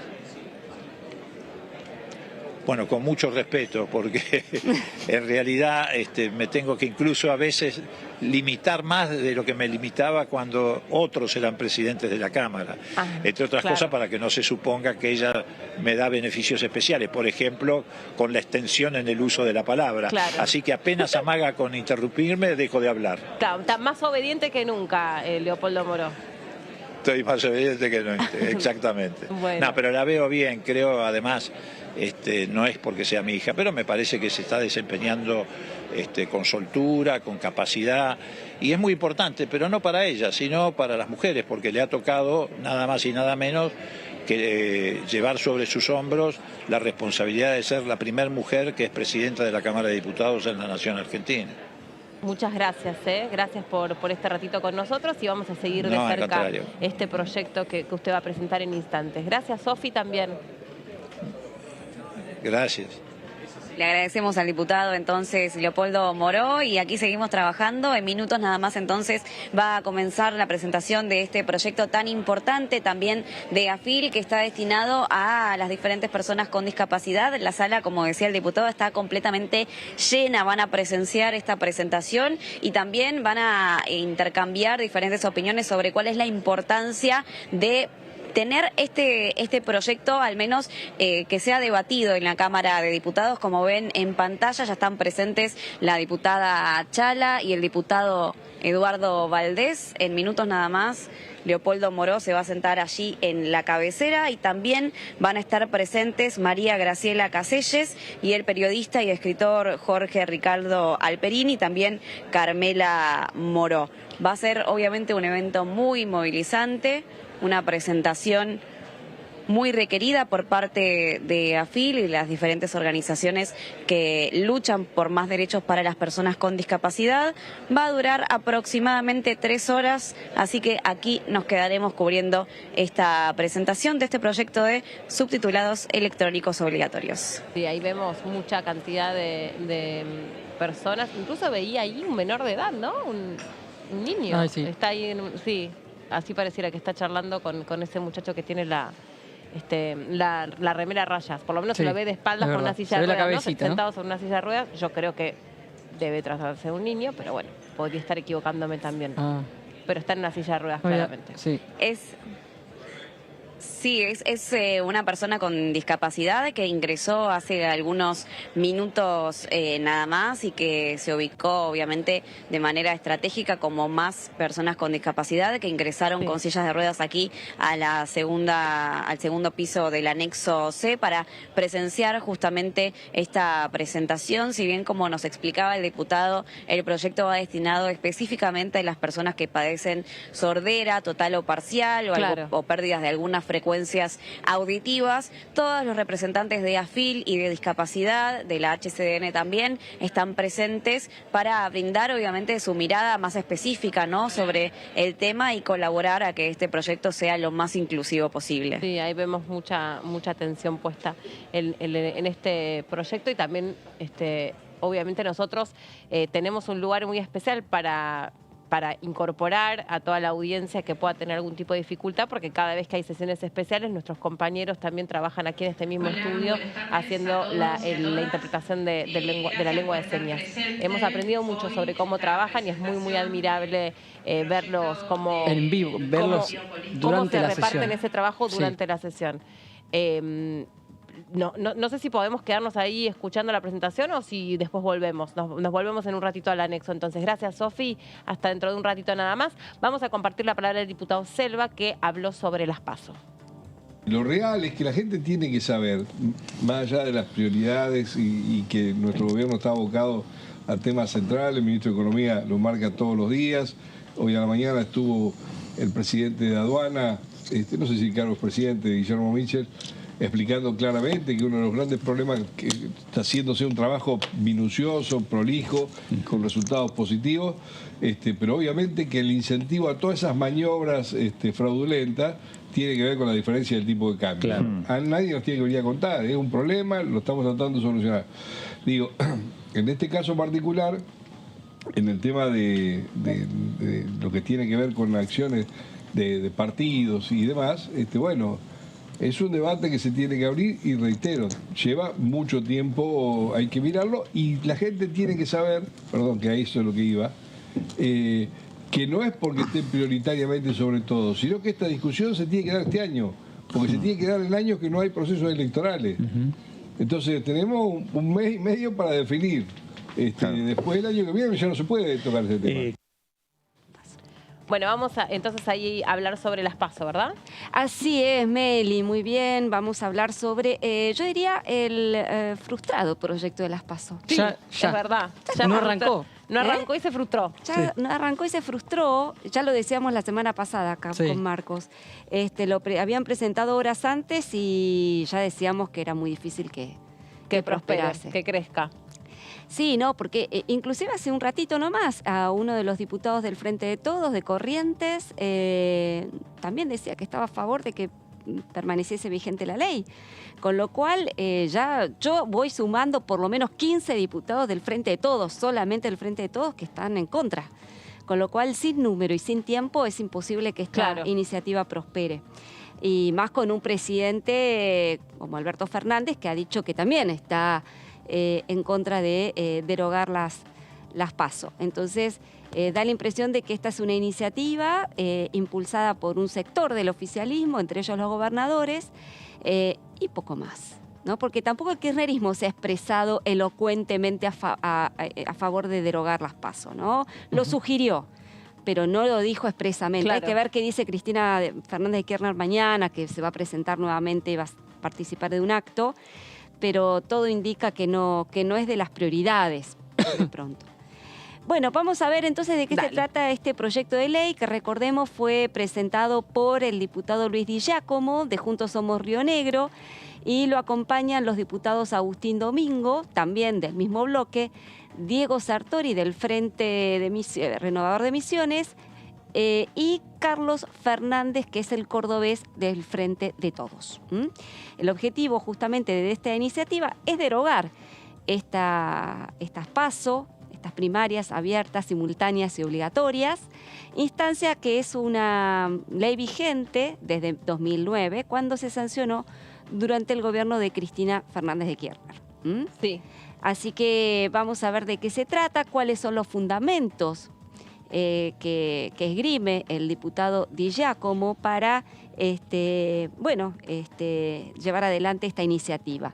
Él sostiene que se ha desvirtuado la finalidad de las PASO, porque mientras algunos ven esta instancia electoral como una interna financiada por el Estado, otros consideran que es una elección general anticipada, una primera vuelta anticipada.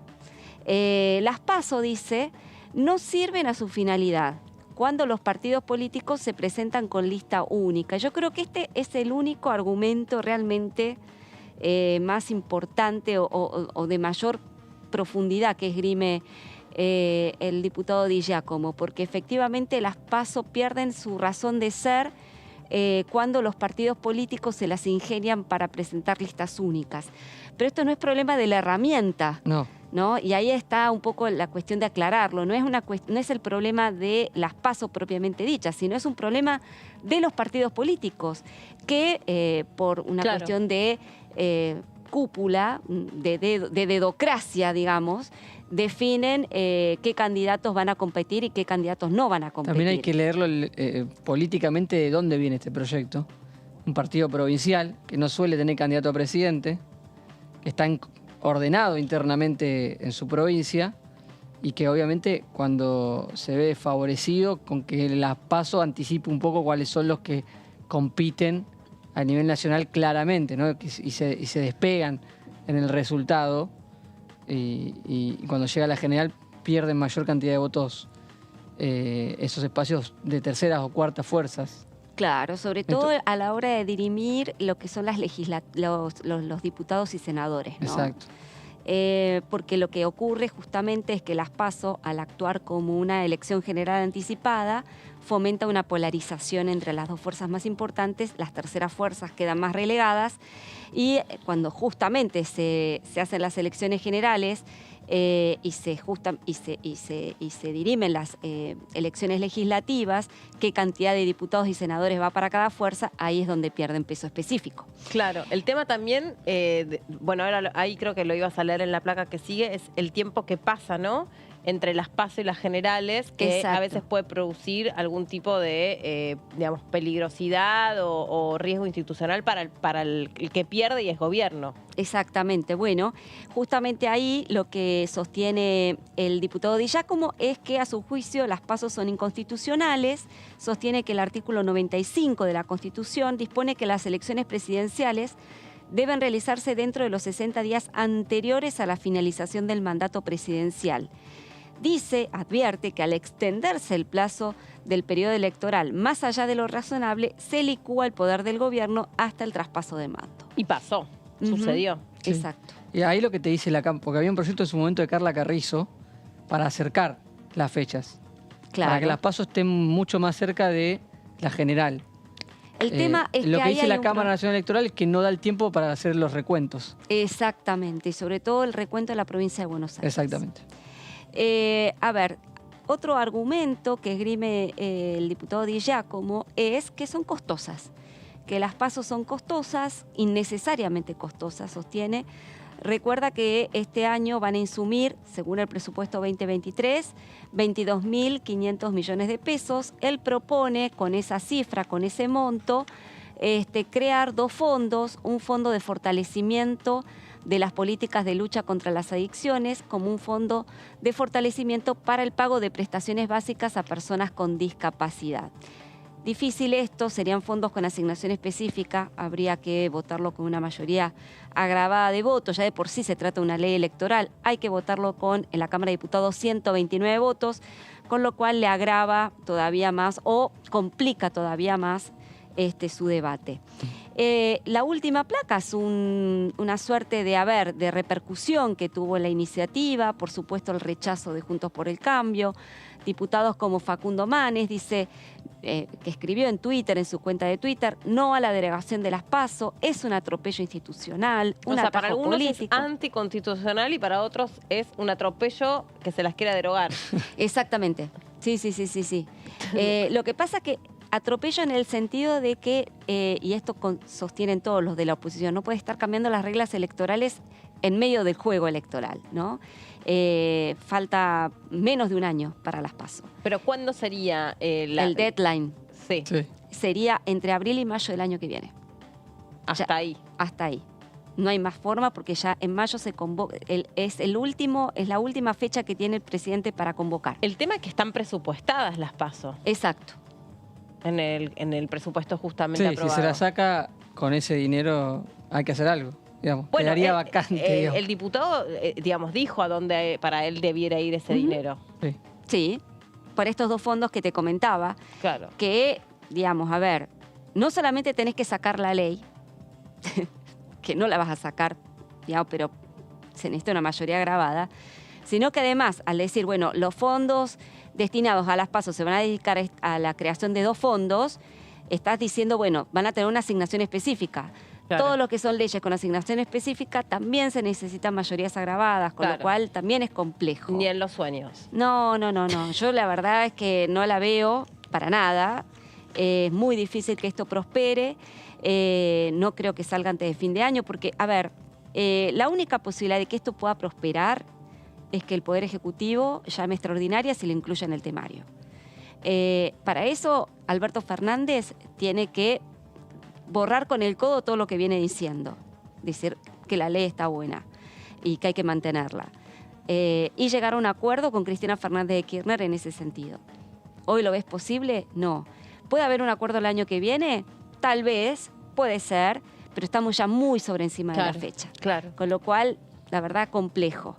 Este es un tema además que habría que debatirlo de manera integral, porque si debatimos la conveniencia o no de mantener las PASO, debiéramos seguir entonces con el debate de la boleta única sí o boleta única no. Claro, algunos también dijeron, bueno, sí, vamos a trabajar alrededor de este proyecto, pero sí trabajamos alrededor del de la boleta. Y claro, viste, porque acá se juegan las conveniencias de todos. Seguro. Es un juego de intereses complejo, pero por de pronto amerita un debate integral. Tal cual. Bueno, gracias, Lau. Pero Gracias. es el tema que se coló rapidito, como en el tren de cola, ¿viste? Cuando alguien viaja en el estribo y se prendió el debate detrás No lo del teníamos en el presupuesto. año. No, Apareció. No, tal cual, así es. Bueno, hasta aquí hemos llegado nosotros. Gracias por hacerme la tan fácil esta tarde. Fue un Por favor. placer. Le tomé prestado el lugar al Pato. Un gusto para nosotros. Y para mí, ni te digo. Ya saben, no solo por su compañía, ya saben por otro tema. Bueno, gracias a ustedes por haber estado ahí del otro lado. Cami, que termines lindo tu cumpleaños, que es nuestra productora que está cumpliendo años. Y nos reencontramos mañana, en mi caso, a las 13 horas. Con ustedes, muchachos, nos volvemos a encontrar en... Mañana. También, es Sí. verdad, Marqui, figurita repetida. Y con vos, Lau, en algún otro momento. Exactamente. Un placer. Dale. Gracias, que estén muy bien. Chau.